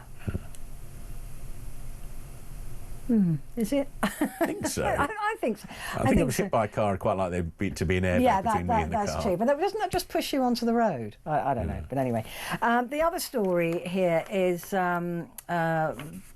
Badenoch is calling for the police chief must resign over the Maccabi Tel Aviv fan ban. And there's been some stuff around that they took their advice from AI. I was reading earlier today or yesterday that they, put the information in about the football, and it came back as the AI told them that they shouldn't have these fans there.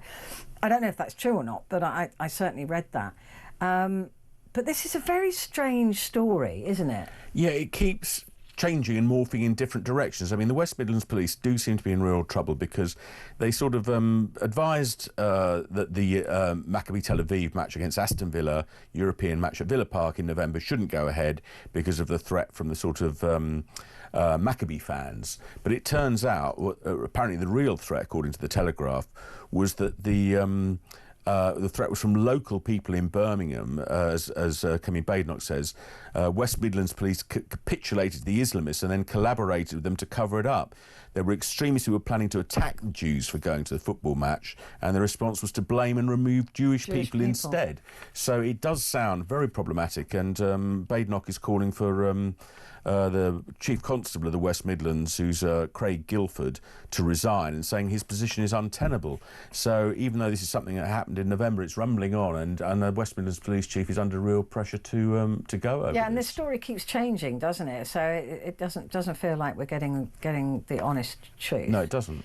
This is a nib at the bottom here. More than 150 teachers have been allowed to keep their gold-plated pensions despite being banned for child sexual abuse. They should be able to keep what they've paid in, but not what we've paid in. No, exactly. And I think the position is now with some of the sort of egregious police offenders, sex offenders cases that we've seen where they've been found guilty, that their pensions have been removed. I think I'm right in saying so. You would have thought, yes, that if teachers have been found guilty of serious offences, that they should have, as you say, the taxpayer element of their at least that bit taken away. But apparently no one in the profession has been stripped of their pensions since 2005. But this is so typical, though, isn't it, of public servants? That they get these gold-plated pensions and nothing separates them from it. It doesn't matter if they collapse a local council, it doesn't matter if they're responsible for the post office scandal, it doesn't matter if they're responsible for the blood scandal. They all keep their pensions. Pensions. That is, for me, is disgusting. It's terrible, and often get enhanced payoffs and their pensions looked after. And as you say, one of the big expenses at local authorities, they're all cash strapped at the moment. One of the reasons they're all cash strapped is the huge amount that they have to fund for pensions. Yeah, or we fund for exactly. For pensions. Yes, we fund. There's a lovely cartoon there, Matt cartoon, I love Matt, with a St Bernard, which has normally got the barrel. Right, you know the St Bernard dogs with a barrel of whiskey or something around their neck, rum or whiskey around their neck, that traditionally went out to help people caught in the snow. And the person caught in the snow, or is that the dog talking? The dog's saying, "Would you like some sparkling water? I'm doing dry January." It's a big thing now. I did notice on the way here an awful lot of empty pubs. There seem to be a lot of people doing dry January. Isn't that just because they're broke, though? It's helpful it comes in January, it helps pay off those credit card bills. So it's a combination of being broke. But I think a lot of people are doing dry January and also veganuary as well, and going meat-free as well. Well, it lowers your IQ if you're a vegan, apparently. I'm not doing it for that reason. Are you a vegan? No, I'm not a vegan. I'm not doing it. Yes, right. Exactly. Yes. It lowers your IQ if you're on meat. If you are a vegan. Oh, I'm not a vegan. Yeah, and that's why we're clever. Yes, exactly. Yeah, exactly. Let's keep it that way. Let's keep it that way. Right. Let's have a look at the Independent. Britain signs deal to deploy troops inside Ukraine. There's a very odd picture of Donald Trump there. He does this funny thing with his hands in the air, like it's the start of his dance, isn't it? Two little fists that he puts up in the air when he's mocking somebody, usually. It's not a very flattering. He's got his tongue out in that Independent picture, which doesn't look great. No, and the orangeness of his face really glowing against the whiteness of his hands. It's not natural, you know. It's all weird. It's not natural. And all topped off with the hair. Yeah. I don't think that tan's natural. I don't think it is. Call me old-fashioned. I just don't think it is. So this is the president giving a speech in New York after being warned he cannot decide Greenland's future. The I paper, boots on the ground, UK military bases in Ukraine to keep the peace, but also to provide defence. This is not a peacekeeping force. If it was, it could be the United Nations, right, under Blue Berets. Yes. This isn't a peacekeeping force. This is a defence force. But anyway.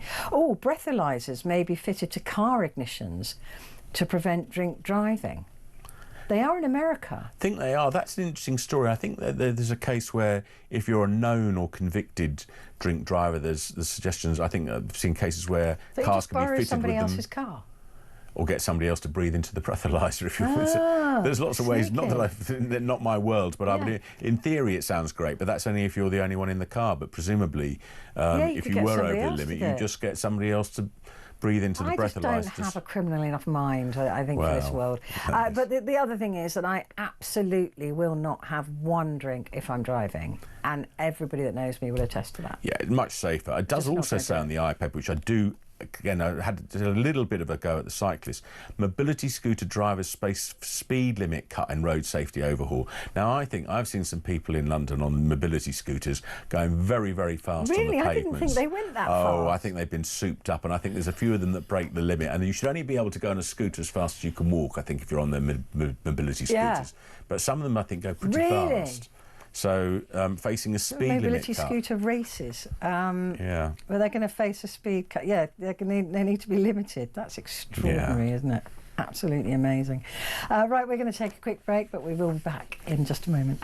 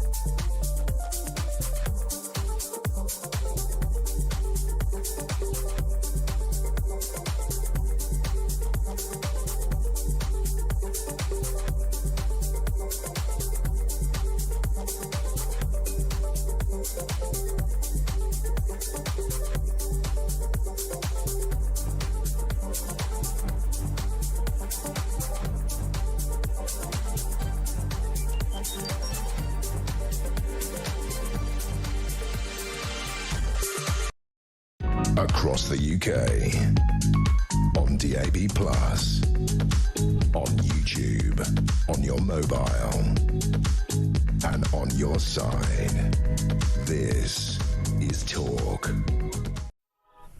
Hello there, this is a Talk, and just a reminder at the top of the hour, it is your chance to talk back, and what I'm going to be asking you is about whether you support the deal that Keir Starmer has struck, that we will provide boots on the ground in Ukraine. Doesn't say how long for, but it would be when there's a peace deal agreed, but we don't know how long that peace deal would last. We don't know how long we're going to have to be there.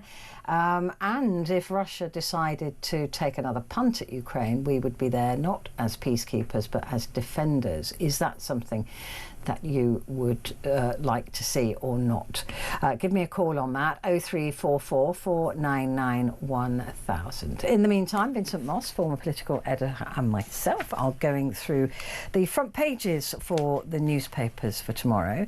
The Guardian again, UK and France seal coalition deal to send troops to post-war Ukraine. It's very interesting that although Germany was in the room, I believe, and others were in the room, it seems to be that UK and France so far have talked about boots on the ground. I think Germany is talking about continuing to support Ukraine with, you know, weapons and such like, but not committed to boots on the ground. No, I think it's more complicated for Germany because I think they have to sort of seek permission from. Is it something they need to seek permission from either the Parliament or the people? They do. You're right, because of the Second World War. Exactly. So it's not as easy for the Germans to get involved in that way. But I think the interesting thing about the Guardian story is it highlights when it talks about how this would potentially work and whether the Americans would be there to support this European-led defence force, if you like. As the Guardian says, asked whether the US would come to the aid of European forces if they were attacked in Ukraine, Steve Witkoff, who's of course Trump's envoy, said security guarantees were, quotes, as strong as anyone has ever seen.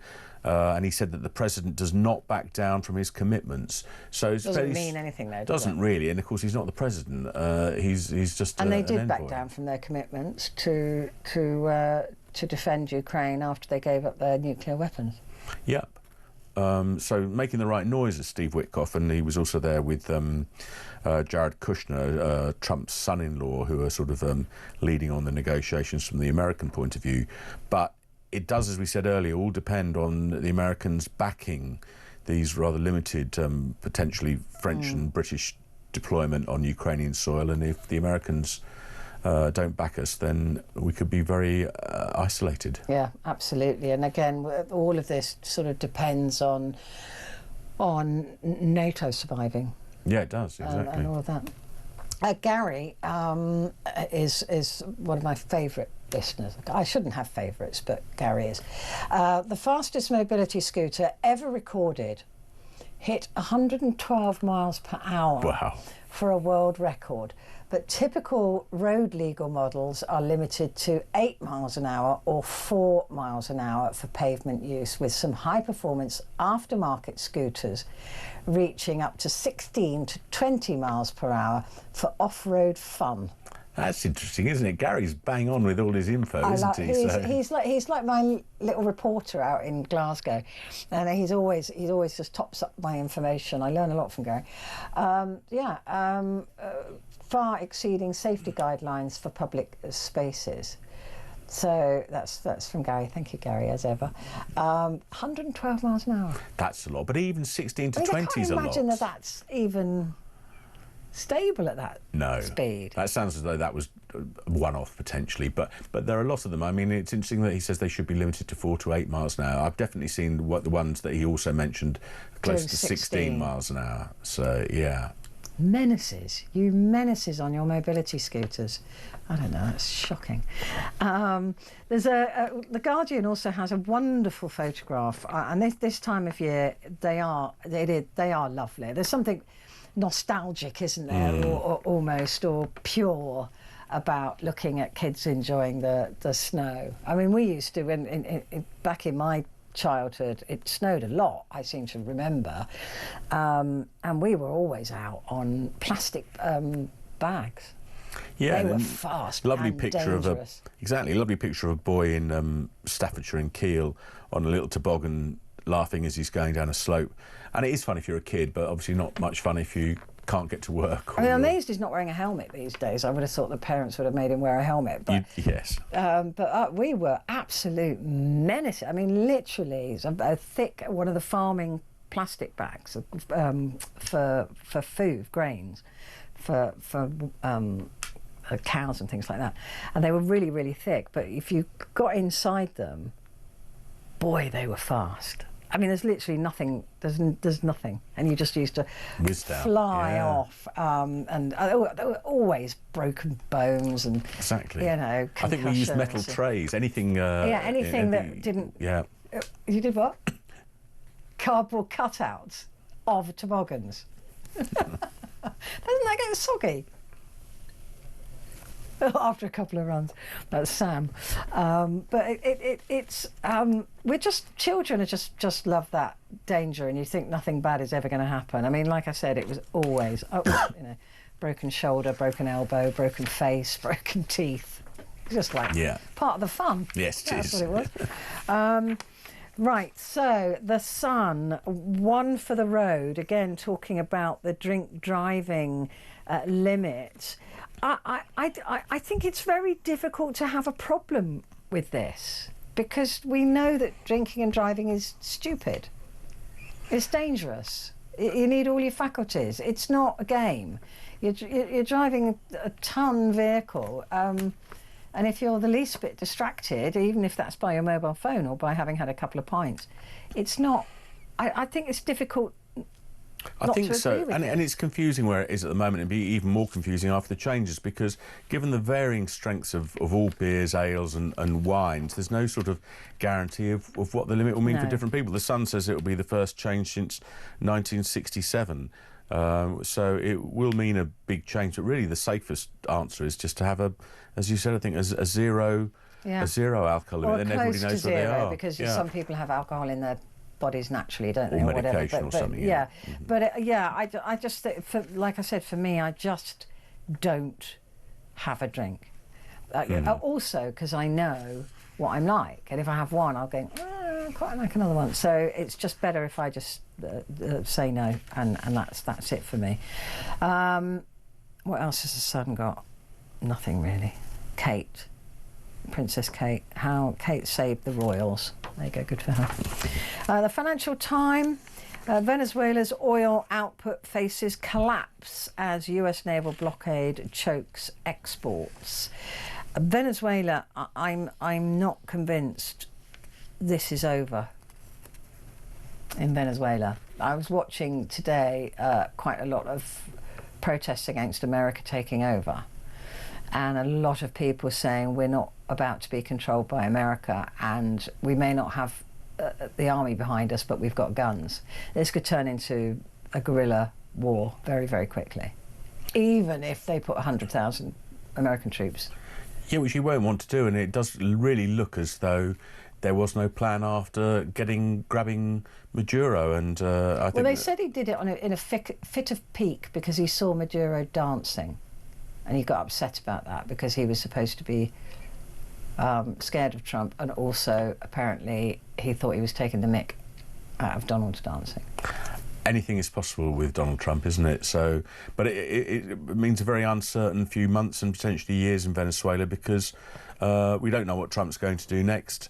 And it's just an awful lot of uncertainty in Venezuela for all the Venezuelan people. And most of the pictures, a lot of people have been talking about seeing Venezuelans celebrating. Well, a lot of those are people who've left Venezuela and are in Miami or Europe or somewhere else. That. They're not and that's in very Venezuela. different from people who are in Venezuela. And the information, the Venezuelan authorities have already arrested today a bunch of journalists to stop them from reporting what's actually going on. And there is a lot of anti-American sentiment in Venezuela, and they shouldn't have to accept a takeover by America and the theft of their resources. I mean, I think who would accept that, right? Yeah, exactly. I mean, what they would presumably want is, if they believe, as many of them do, that Maduro stole the 2024 election, is free and fair elections to elect a new government, so that at least whoever's running the country is the people's choice. But Donald Trump has said, I won't go from what we've had to that again, and so he will want to control who is elected. Exactly. That's not which on. Is just as bad as what was there before, but different. And a puppet regime of an imperialist America. Yeah. No, that's not acceptable. It's freedom. That's what human beings all deserve, and none of us deserve that stuff. That's it, I think. We've run out of time. There's an awful lot of football news around at the moment. I wish I knew what it all meant, but there's a lot of football news. A lot of managers getting sacked, basically. I'd be sacked for 30 million, like Amarim got. That nice work, isn't it? I'd be very happy with that. Yes. Vincent Moss, thank you very Pleasure. much indeed. Talkback is next.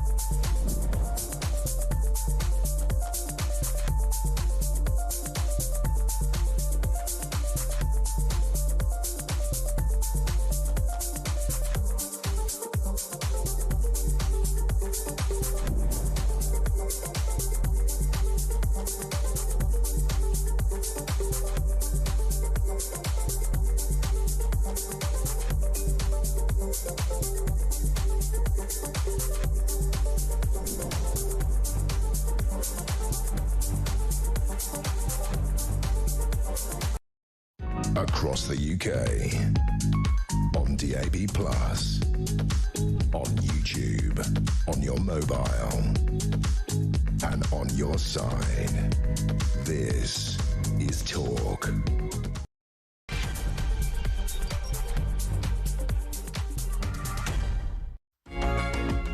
Good morning. This is Talkback, and it is Petrie with you for the next hour. And this is your hour. There are no guests. There's nothing else. Just you and me chatting. It's the only hour that does this, so I hope you make the most of it, because we've cleared everybody out just for you. So you get the chance to have your say. You get your chance to be the opinion. And I really want to talk to you about this, the idea of, well, not just the idea, the declaration that has just been signed by Sir Keir Starmer, our Prime Minister, a declaration of intent to deploy forces to Ukraine in the event of a peace deal. And it is said this is a vital part of our cast iron commitment to stand with Ukraine for the long term. Now, I don't know what for the long term means. You know, look, as much as I am absolutely fascinated by the world of defence and geopolitics and war, and spent some time working in those theatres, I hate war. War is disgusting. If you've ever seen it close up, if you've ever seen what it does to the human body, there is no way you would ever be supportive of putting anybody in the line of fire. Absolutely not. And I think that's what's missing from these world leaders as well. I think that to know what war is, to understand it, to see it, to smell it, to live it, is to never want to see it again. It's disgusting. It's vile. It's not like it is on the telly. It really isn't. And that's what's missing from all of these leaders. I mean, Donald Trump was a draft dodger 5 times, I think. Keir Starmer's only battle is deciding whether he's going to have foie gras or caviar on his toast in the morning, I suspect. That's my theory. So I think this is the issue for me. I can't remember which, I think it was an American president that once said, war is devised by old men for young men to fight, or words to that effect. So these old men sit around with no intention of ever going to war themselves, and decide on what's going to happen with soldiers, and then send them off. And if they die, they die, right? I mean, not their kid. And that is what really is troubling me about the world at the moment. If you see what's happening in Russia, you know, sending all those young men and older men now to a death machine just to be ground up, over 1 million of them killed, as Ukraine tries to defend itself. And even though you know, Ukraine have the moral victory on their side of defending their territory from Russia, they're still dying as well. And it's vile, right? It's disgusting. I would have thought that human beings, but by now would have risen above this barbaric, stupid, senseless and pointless thing. But of course there's money involved. There's lots and lots and lots of money involved. So there's no interest in stopping wars. And we are going to see more wars as resources get fewer and fewer. It was Herbert, it was the 31st US president, at least I was right on that, Herbert Hoover, who said, older men declare war, but it is the youth that must go and fight and die. And that is the point, isn't it? It's all of these blooming men around the world deciding on wars and then chucking young people at the bullets. It sickens me. It sickens me to my core. And the thought that British troops, for whom I have an enormous amount of love and respect, are going to be pushed into to Ukraine just by Keir Starmer signing an agreement of intent, it should be a decision that is for the country to make, isn't it? There are children, there are young people, but nonetheless, this declaration of intent to deploy forces into Ukraine has been signed. It doesn't mean that Putin's going to go for it, and he wasn't in the room, of course, and he's already said he doesn't want NATO troops on Ukrainian soil. So he's likely to say no to it anyway. I don't believe he wants the war to end until he's got the whole of Ukraine anyway. So I think he's not interested in any sort of peace deal, particularly one that he can argue against on the basis that they are NATO forces. However, say it were to go ahead and there was hopefully a peace that was acceptable to the Ukrainians, someone needs to hold that line. But should it be us? And it seems, from what I'm reading, that it's mainly French and British soldiers that would be asked to go and do that job. There is some mention of other partners, of the security partners, but initially it would be French and British. And there's never a blooming exit strategy either, is there?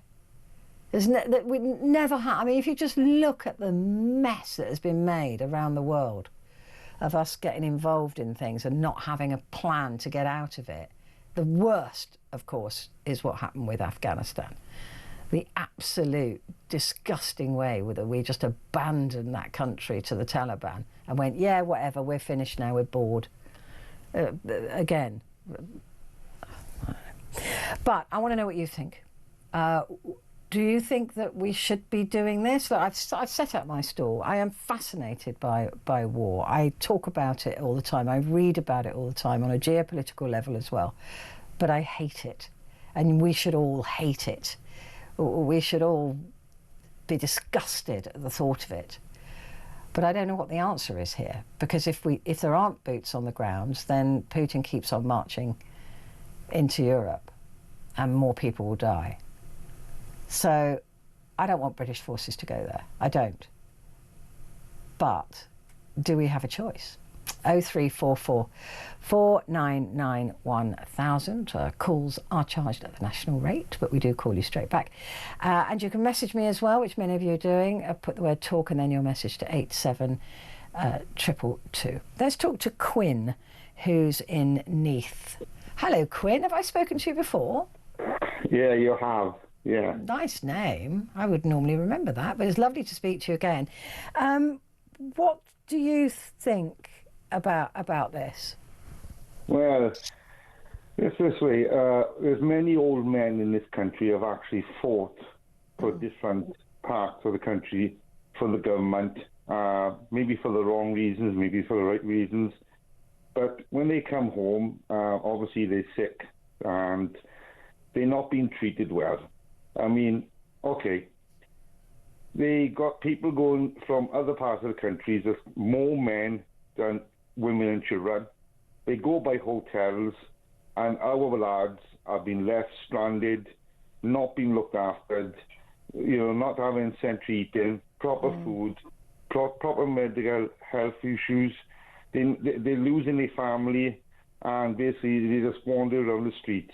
And I reckon every British soldier who is in the British Army today should think and say, well, bugger it, because at the end of the day, when people were in Iran, the government was sacking them and getting a phone call when they were in the front line.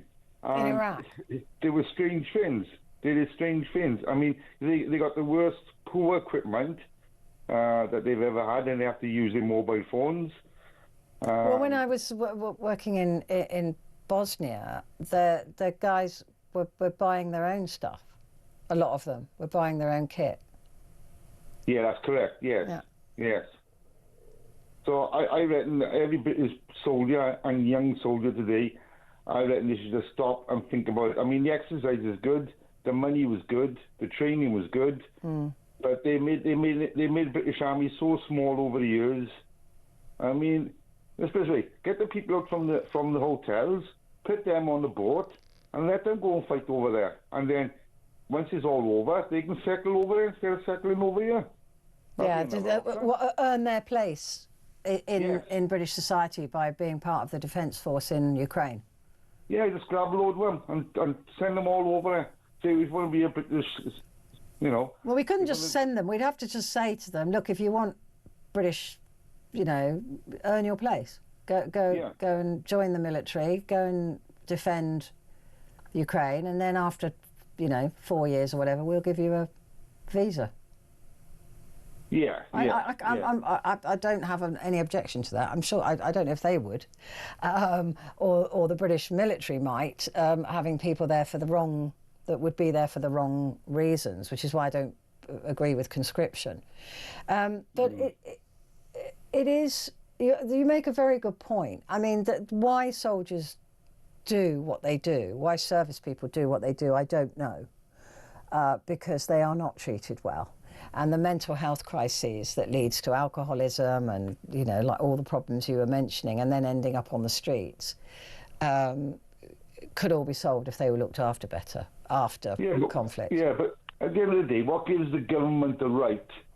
What gives the government the right to have people that come from a foreign country to come over here by boat, no passport, no information, raping our kids and our women? Well, not all of them are. I mean, I take your point. There is a population of them, isn't it? I mean, it has been proven there's a population of them. But yet again, they're changing London around by putting different words up and you know, changing their posters and just changing our culture. And it's wrong. I mean, we fought over the years to keep our culture. And yet you got a man in the big house, which is what you call Starmer, is it? Yeah. Then obviously he's he needs to go. We need to get someone who's got to have But who? Broad shoulders, like. Who? I can't see anybody in our political field, anyone that.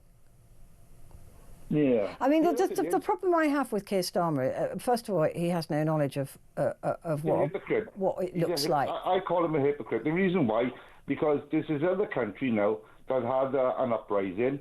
Donald Trump has gone in with his troops to kidnap this guy. Everybody is saying, well, Trump is wrong. Well, it's 50-50 really, isn't it? Because any other country could have done the same thing, but they wouldn't, because they'd all want to have this sort of like one culture and a state of, not a Christian estate, not a Jewish estate, but they own the state, which is like a Muslim estate. Everybody wants that, and the British people are not standing for it. Well, I don't think everybody does want that, and I don't believe that Keir Starmer does either. But in trying to placate one group of people, he's not pleasing anybody, right? And that's the truth of it. And also, I don't think that Keir Starmer or any Prime Minister should have the right to arbitrarily send troops into another country in defence of another country, British troops. It's one thing to send our troops to defend British interests, which to a point I guess they would be doing in Ukraine, but it's another to send British troops to defend another country, right? Yeah. But our democracy is gone in there. I mean, because Starmer's taken that away from people's votes. So when you fought after the First and Second World War, and you had a vote, and you wanted to vote for certain things and certain laws, he's taken that rights away from us. He's taken that away from the London people by saying, oh, well, make an excuse from one thing to another. Changing the laws. He's changing the laws, the courts of the laws. You know, that's wrong. I mean, how come you have 126 people in the House of Parliament that wasn't even born in the United Kingdom? I mean, if you were talking to someone from Israel now, everybody in their House of Commons, they all have got one from one culture. In ours, we got, I don't know, different cultures. Because it reflects the country that we live in. Surely that's the point, isn't it? That, you know, that's why we have black people and Asian people in government. We have gay people, we have straight people. I don't know, there's maybe a trans or two in there, I have no idea, because that's supposed to be reflective of the country that they serve, because they serve the whole country, not just white people. Oh yeah, I understand what you're saying. Yeah, you got a point there. Yeah, yeah. But, it's very easy actually. Just sometimes, just to think. Well, just to think. Oh, the words. It's not fair, and I agree. There's a lot that's not fair about this country at the moment, and a lot that needs to change. But also we've got to look at bigger pictures. Quinn, good to talk to you. Thank you very much indeed. I've got to take a very quick break, but I will be back in just a moment.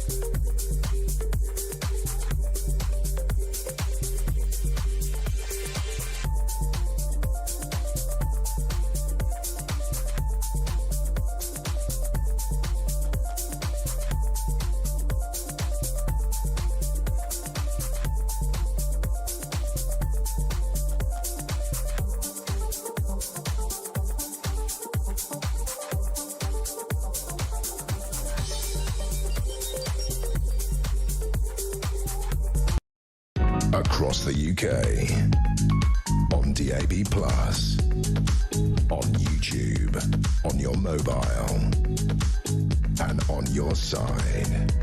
This is Talk. Hello there, and a very good morning to you. It is Petrie here with you until the top of the hour, and we're talking about the UK and France would send troops to Ukraine in the event of a peace deal with Russia. The Prime Minister, Keir Starmer, says after Paris talks.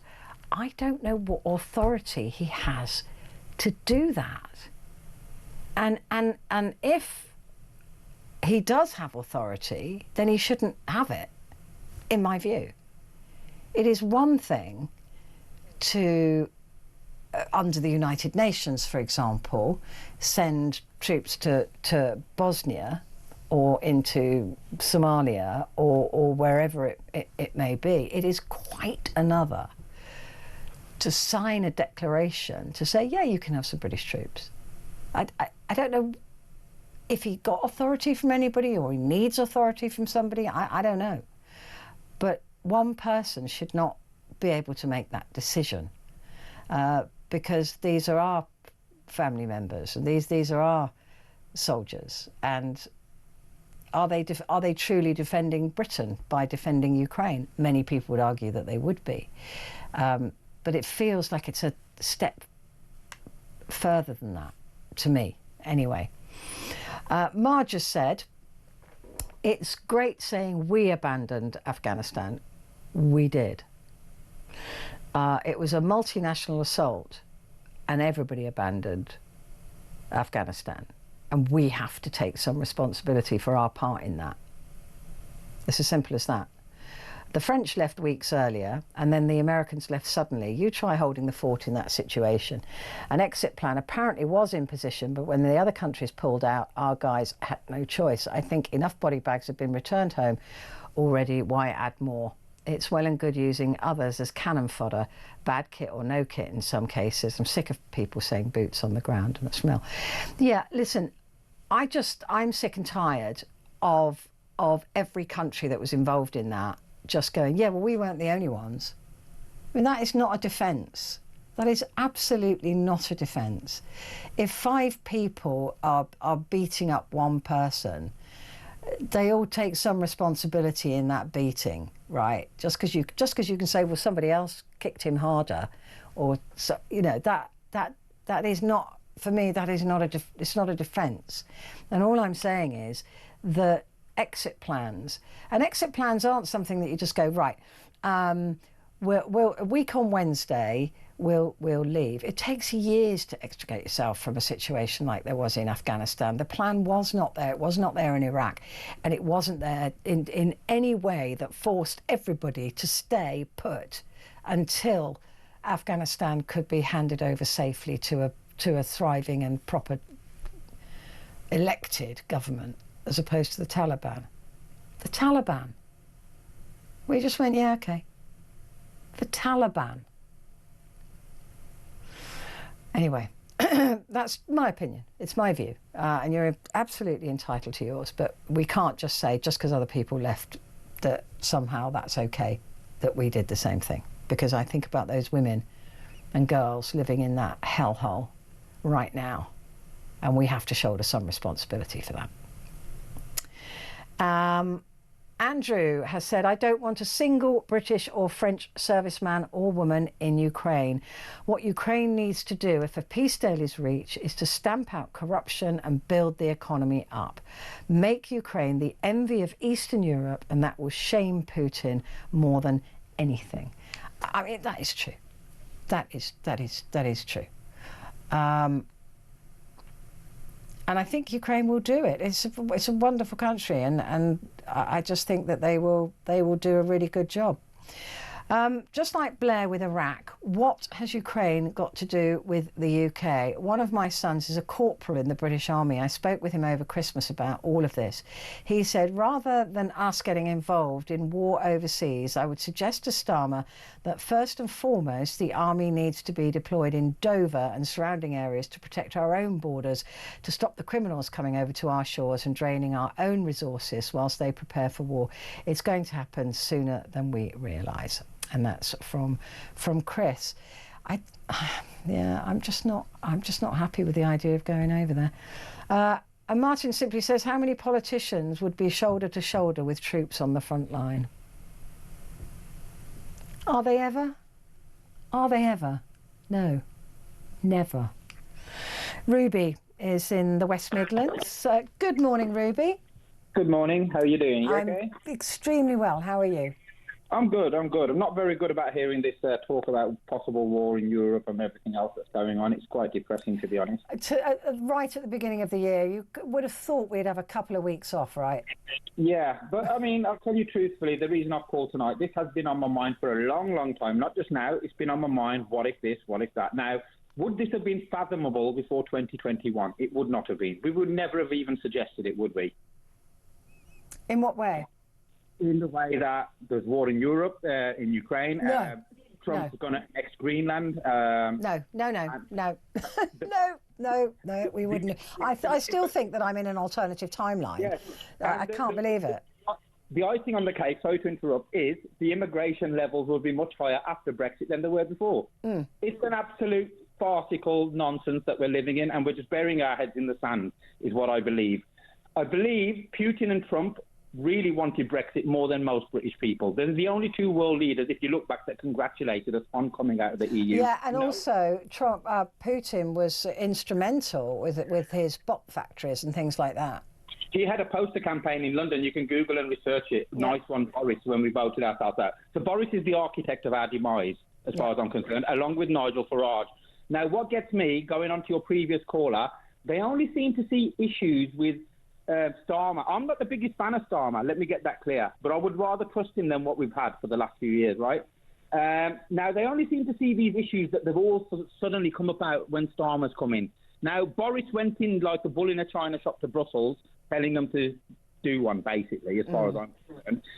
He didn't negotiate a replacement for the leaving of the Dublin Agreement, which absolutely buggered us up with the immigration. Yep. That's why they're coming in the tens of thousands on boats. It was only 300 or so before Brexit. It was. After Brexit, it's tens of thousands, because they know they can't be sent back. There's no deal to send them back, right? That's why they tried to stick a plaster on on a massive wound such as the I Rwanda. say this all the time, that before Brexit we had the right to return the boat, because everyone's, why do you just return them to France? Well, you can't do that now, but we could.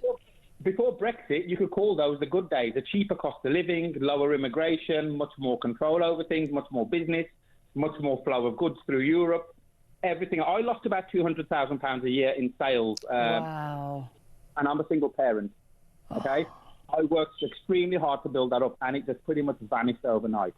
Okay, so I really want to know answers for why we've done this. What are the benefits? There was no war in Europe before.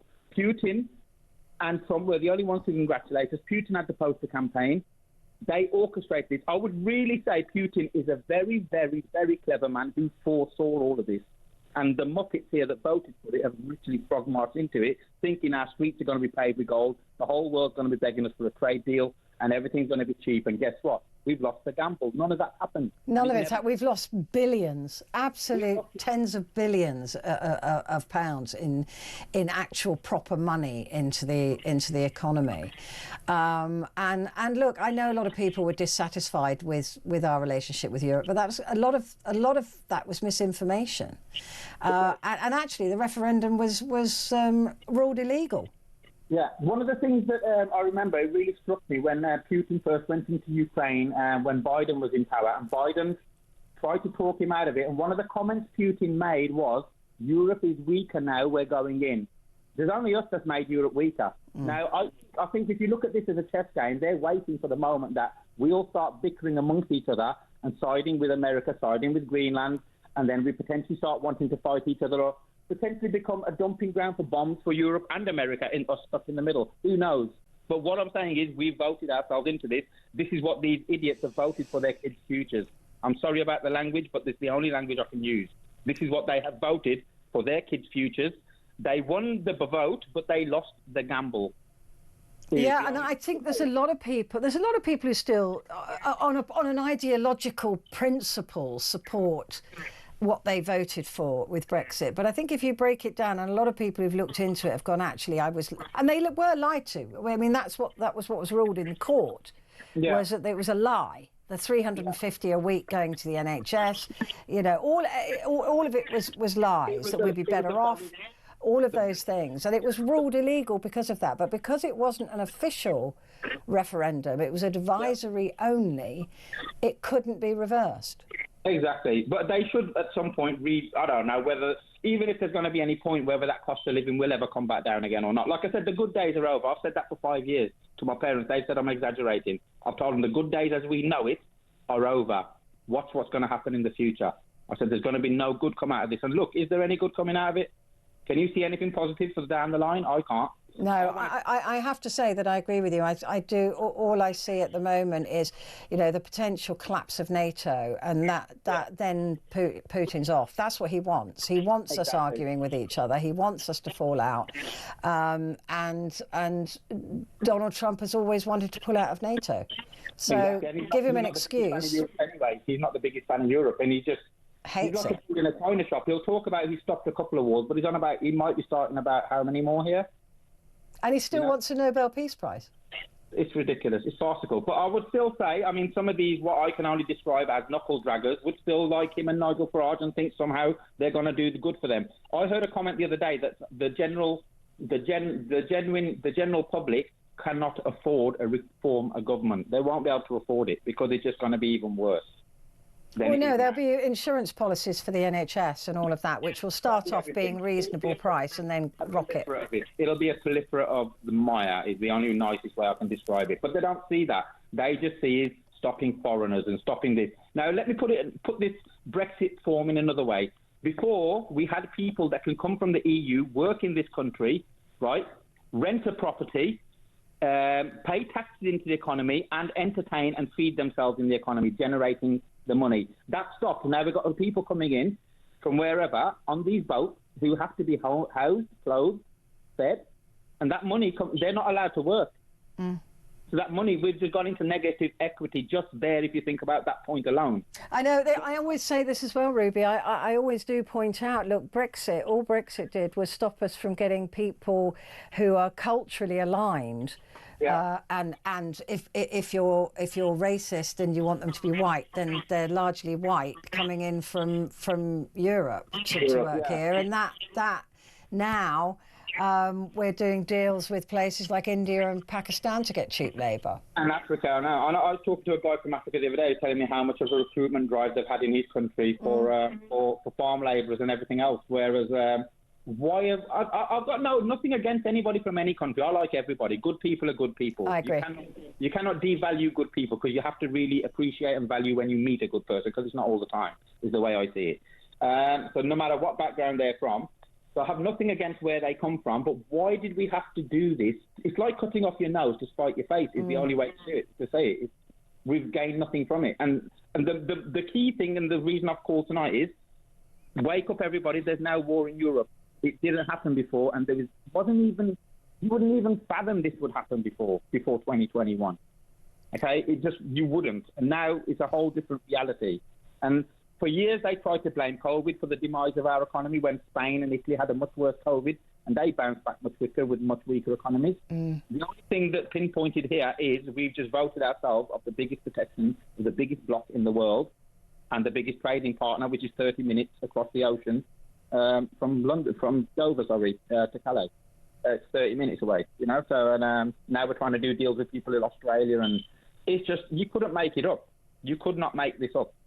No, if the outcome had been clearly pointed out, if this was the starting point, people were going, no, that's not a good idea. But I think though, Ruby, at the time, that people wanted to have a say in something, that there was a frustration with the political classes, and they wanted to give them a bloody nose and prove that we, the people, had power. They've only given themselves a bloody nose because it's the food banks that now struggle with food. It's the common man that is struggling to buy groceries. So they've only given themselves a bloody nose. They've not given Brussels a bloody nose. Brussels is having a laugh. I was in Spain the other month. It's cheap as hell out there, right? In Europe in general. France is a little bit dearer, but generally it's not as bad as here. It really isn't. I can't wait to get out of here myself, to be honest. I can't wait to do my own Brexit. I've just had enough of it. But when the day comes, I'll be out of there. At the moment, I can't, because I've got other commitments here. But well, you can still listen to the show, Ruby. I will. I'll get you on digital radio. Don't worry. Good man. Yeah, definitely. But this needs to be broadcast from the rooftops. We need to be telling people. I don't believe you can fix and address something until you acknowledge what's wrong. If you bury your head in the sand, you will never fix it. And now, I will say, like I said, I'm not the biggest fan of Starmer, but I like the fact that he's making noises and he realises that the demise that they're leaving the EU has caused our economy in terms of food, goods. I've sold groceries for years. And I can tell you, I've never seen price increases like this. We used to get them every 4 or 5 years, 3, 4, 5%. Over the past few years, it's been like every 6, 7 months, 10, 20, 30%. Oh, there's no doubt. There's absolutely no doubt about it. We all feel it, right? We all feel it when we're shopping, and prices only ever go one way. Well, listen, if we do, have a single market agreement with the EU, is what they're talking about at the moment. Maybe we'll start to see those prices go the right way. But who knows? So. We really hope so. Yeah, me too. Ruby, wonderful to talk to you. I really enjoyed that. Thank you very much indeed. I've got to take a break though, and I'll be back in a mo.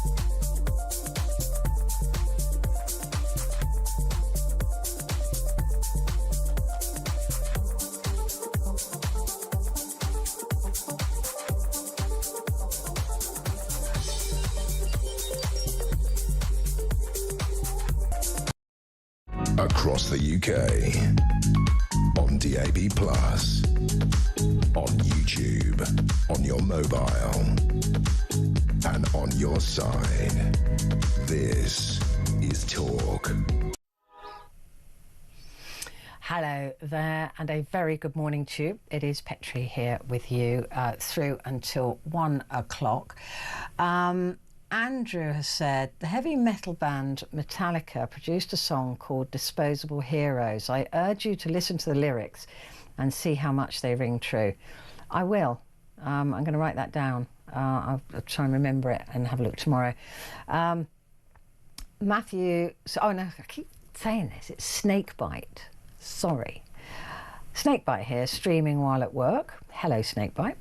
That Trump photo was a bit of a jump scare. Over here, whenever people see a photo like that with the fists up, well, let's just say it could be interpreted as something much more NSFW.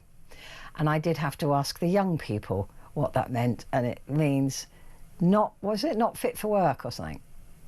Not safe for work. If you've ever watched Real Time with Bill Maher, that is before he bent the knee, he'd have had a name for that Trump move. And that was the Trump move we were talking about. He's standing, if you can watch me on the telly, he does that funny fists up in the air move. It does look a bit weird, I have to admit. Very strange. Heather says Donald Trump will put a red line in Ukraine and veto UK and France from going into Ukraine, and we don't have the troops to go into Ukraine. It will make our country defenceless and unprotected. Yeah, I can't see that Putin will agree to having those troops. I can't see it, that they're having those troops in Ukraine. It's just that he's not going to allow it. But also because he doesn't want the war to end. He doesn't want to stop. He wants to take the whole of Ukraine. That's what he set out to do. And he's been embarrassed that Ukraine have held the line as much as they have, although they've lost 20% of the country, but they have held the line extremely well, much better than anybody thought. And he's embarrassed. He's embarrassed. And like I was saying, these old men, I get a bit embarrassed. They'd rather just kill people. They'd rather have people killed than stop. I mean, some of the recordings that are out there about Donald Trump at the moment are absolutely breathtaking. Hot mic moments. I urge you to look them up. Let's go back to the calls. Tristan is my other favourite. Hello, I really shouldn't have lovely. favourites. Good evening. I shouldn't have favourites, but you and Gary, sorry, you're my boys. Oh, you'll always be my favourite presenter, my darling. I love you dearly as a presenter, bless you. Bless you. Right. Tristan, what about this? Right, so what I would say, Petrie, is we need to stop sending troops abroad now and keep them firmly here in Britain. There's a reason for this. Trump, Putin and Xi Jinping are going to carve up the globe between them overnight when they get the chance. This is going to go global. It's not a European problem. Now, I say this, instead of investing in this, that and the other, it's an unpopular position to hold, but I think we must invest strongly in our nuclear deterrent. The reason I say that is the only reason America's not gone into Russia previously is because of the very reason they have one in such a big scale. And I held back all day from making this phone call. The only reason I wanted to put it to you is because you're the only correspondent on talkTV who's ever had frontline experience of warfare. Listen, I agree. We have to improve all of our defences, and I know that's unpopular, but because look at the mess we're in now. We are in a position now, Tristan, where Donald Trump could easily and probably will steal Greenland. Just take it. He will. Just take it, and we are powerless to defend ourselves. And guess what? They know it, because for the last 70, 80 years, America has been slowly, well, not quietly, but building up its military to be one of the most impressive militaries ever. Yep. And all the while they've been saying to us, don't worry about it. You know, we'll protect you. We'll defend you. We're the big guy. We're the big country. We're the superpower. We're going to protect you. And now we can no longer, I firmly believe 100% we cannot rely on American protection. I think Donald Trump has made that clear. We need to listen to what he's saying. He will not come to our aid. He doesn't support us, and he doesn't see why he should defend us. And all this time, we've been relying on there being a benign president in power. And look how quickly things have changed. We cannot trust him. Americans view themselves as the world police. These days, the only people they police is themselves in their own states. They care about no one now with that president. I know he's highly unpopular over there and dire poll ratings. I know he's got that. But when presidents and prime ministers throughout the world get unpopular, they go to war. Look at the leaders encouraging these wars right now. They're having dire poll ratings wherever they are. They're not liked. And nothing makes a prime minister or a president more popular than a good war. It's so true. If you look at Margaret Thatcher with the Falkland Islands, she was on her way out. And then the Falklands happened and she became a hero. And this, they absolutely love it. And don't forget that Donald Trump still does not want these Epstein files out. He does not want those out. He knows that what's in them is devastating, and he would rather blow up the world. It must be really bad. He'd rather blow up the world than be exposed from those Epstein files. Absolutely. That's my view. I think what Talk needs to do is to get a one-off documentary with you, Petrie, about what happens in a war. Because our young are so unaware of the dangers of a country invading. Because you did Yugoslavia, you've seen what it's like. It is absolutely, you know, what a bomb does to a human body. I could describe it to you. The things that I saw, no human being should ever have to go through that. But war is popular because war is money. You know, the defence companies, the oil companies, I mean, everybody makes money. And yet, at the end of it, there's a dead soldier, and they don't care. Or a dead civilian, or people in concentration camps like you would have seen in Kosovo for yourself. Which I did, which I did see. We opened up mass graves of women and children. You know, I saw it all, and that's why I'm so anti-war. And just because I'm anti-Russian, people go, "Oh, you're pro-war," and it's like, no. Oh, I'm not anti-Russian. I'm anti-Putin. I'm anti what Russia's doing. You can be anti someone and be pro-peace as a result of it. Absolutely. Two things can be held at the same time, right? They can be true at the same time. But I agree with you regarding our nuclear weapons stock. It's very old now. It's not in good nick. It's not in fine fettle. No, Trident's had it. Yeah. And we, you know, although the Jeremy Corbyn said we should get rid of our nuclear deterrent, it's like, what? Are you absolutely insane? Petrie, can you imagine what would have happened if that man had got in power and we are today? Oh my God. The most dangerous breath with communism this country ever had. I agree. We were so close. Never again must that be allowed to happen. No, that must never be allowed to happen again, because he would have got rid of all of our nuclear deterrents. And the only reason we've got a voice in Europe at the moment is because we're one of two nuclear powers, us and the French. Us and France. You know, and that's the only reason we've got any power at all. Otherwise, they'd just go, "Oh, that little island over there, just forget it." Yeah, I think the French need to get talking on how we can up our production. It's just my opinion, but I think it'd work really well. Tristan, I absolutely 100% agree with you. We need to build up our defences now. We've left it too late to stop Greenland from being taken. We've left it too late possibly to help Ukraine, but we cannot ever rely. We cannot let ourselves ever just rely on a country that says we'll always be there for you, because countries fall out. And they turn on you so quickly and so easily. That's the sad thing. Absolutely right. Tristan, adore you. Thank you for calling. Take care. All right, speak to you soon. Take care. Right, I've got to take another break, believe it or not, but I will be back in a sec.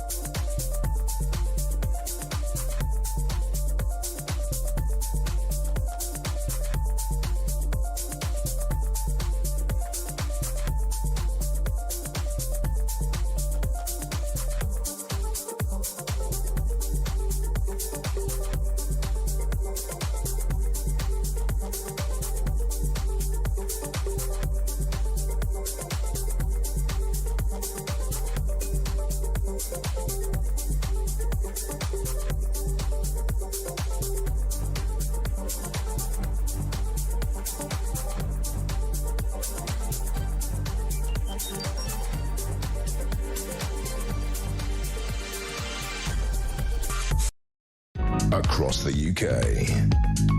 On DAB+, on YouTube, on your mobile, and on your side. This is Talk. Hello there, and a very good morning to you. It is Petrie here with you till the top of the hour. Just got a message from Mark in Brazil, who says, Petrie, you're talking nonsense. Trump is king. Well, he thinks he is. He's actually just a president. He's just a man, an old man. Greenland wants to be part of the USA. Yeah, who wouldn't? Who wouldn't want to have no health care, and who wouldn't want to have guns everywhere? I mean, God, I'd love it. Of course they don't want to be part of the USA. They've said it very clearly many times they don't want to be part of the USA.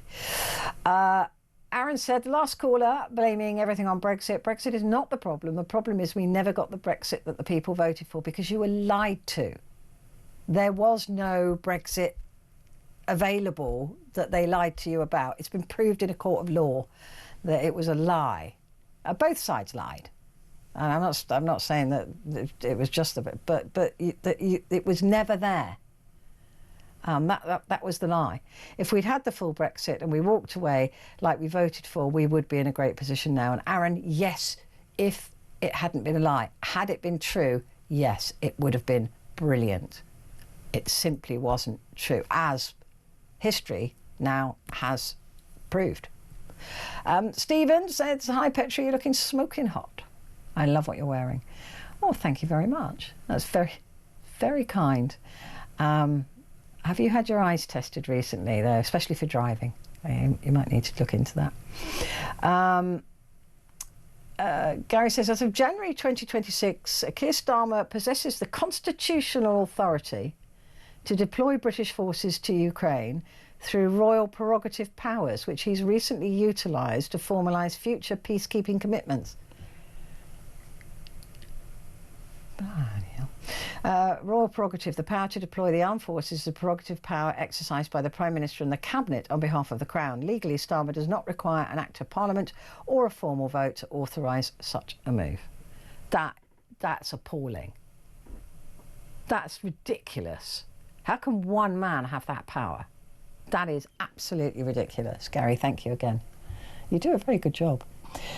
We should be paying you, really. Benjamin says, I agree, Petrie. Surely this should have a parliamentary debate, especially when, as you point out, these are British troops going to fight for another state. Right, yeah, that's kind of my point. Although, as we just learned from Gary, since January this year, he's got the right to do that. I mean, that's just bonkers. So is Keir going to send his teenage children into Ukraine to stand alongside my grandchildren? I hope so. Just because my grandchildren haven't got a silver spoon in their mouths, they are no less loved than his. Good point. I suspect the answer to that is no, because they never do. They never do. At least Winston Churchill was a soldier. At least he was a brave soldier and knew about war. I mean, he still sent millions to their deaths, but John is in Staffordshire. Hello, John. Hi, Petrie. How are you doing? Happy New Year. Happy New Year to you as well. How are you? I'm not bad, thank you. I'm not bad. Good. Actually, a couple of your callers have just covered a couple of points that I was going to say. Winston Churchill had no problem sending his son into war in the Second World War. That's true. And also, as a veteran of 2 Bosnia tours, amongst many others, I don't think we should be committing British troops anymore to the Ukraine on the ground. Although I fully support Ukraine, I don't think we should be sending our troops yet again to fight another war, when other countries should be putting boots on the ground. Yeah, I mean, at least when we were in Bosnia, right, John, that was very much a peacekeeping force. Oh, totally. Right. Yeah, totally. So we all the tanks were painted white so they could be seen. We were all wearing blue berets so we could be seen. For an I-4. Yeah, exactly. Yeah, I was there with I went there in '94. Where were you out of interest? Mostly in Vitesse. Vitesse. I was at Gorny Vacoof. Oh yeah, well, Gorny Vacoof. We used to go there on a Sunday because the food was brilliant. Oh yeah, it was outstanding. I used to arrange where I was reporting by the chef. So right. Gorny Vacoof, and they did a really good curry at Gorny Vacoof as well. I was at Titoff Travare as well, which was excellent because it's where the Canadians were. Yeah. Absolutely brilliant troops. Brilliant troops. Couldn't say a word against them. No, I agree. I met a lot of Canadians out there as well. I was in Kisselyak quite a bit, and that was a sort of a combined force. Smashing. Yeah, really nice. My main concern is I do not want to see British troops being wasted and being used basically as cannon fodder by another Labour government. Yeah, this is what I'm saying, is that in Bosnia that was peacekeeping, and I mean shots were fired, right? We know that, and British people died, but in Ukraine it's not strictly a peacekeeping force they're sending there. Well, no, it's not. It's there to defend. That is not the same as what we were doing, or you guys were doing, and I was reporting on it in Bosnia. Well, my main point is, we have done our bit in world politics for years and years and years and years. It's time for other European countries to step up to the mark. We need to rebuild our forces for our country. Yeah. We need to rebuild the British military, Navy, Air Force, Marines, if you want to go like the American thing of having 4 forces. But we need to protect our country and rebuild for what might possibly happen without... Well, we have to rebuild anyway, John, because we can't rely on America anymore. No, absolutely not. And I think a lot of people are going to say, yeah, but Trump will be gone in 4... We don't know what's next for America. I think it's going to take decades for America to pull itself out of this globally. Can I say something quite controversial? Yes. I've worked with American forces in the Gulf, and I've worked with American forces in Bosnia, and I think they're absolute garbage. They're the most unprofessional bunch of scruffy... Yeah, I work with Americans in Somalia. And I think they're terrible. They were very gung-ho, let's put it that way. Well, yeah, that's a polite way of putting it. And I think we've got to veer away from relying on America now. Am I right in remembering that in Iraq there were more blue-on-blue incidents involving Americans than any other force? Okay, I'll tell you a little story, very quick one. They killed a lot of our lads in tanks. Yeah, they did. Yeah, they did. I remember it was always blue on blue, and it was always the Americans. Yeah, and every time we pulled up to checkpoints with the Americans controlling the checkpoints, vehicle checkpoints, we used to lean out the trucks and look up at the sky, and the Americans used to say, what are you doing? We're saying, we're just taking none of your A-10s are about. God. Yeah. I mean, listen. I'm sure that they're great in other ways, but yeah, I do remember there's a lot of the blue on blues, and like I said, in Somalia, very gung ho. I want to finish off by saying I do not think we should put any British lads or lasses' lives on the line. It would be different if it was the United Nations and there were blue berets and it was a very clear pathway to holding a peace line. But what concerns me about this is that it's not under the United Nations, it's not under a peacekeeping force. This is something different. This is a defensive force. This is to defend Ukraine from Russia, given that there will be a peace deal of some sort. But that's very different language, as you know, John. That's a very different task that they're being set. I think that's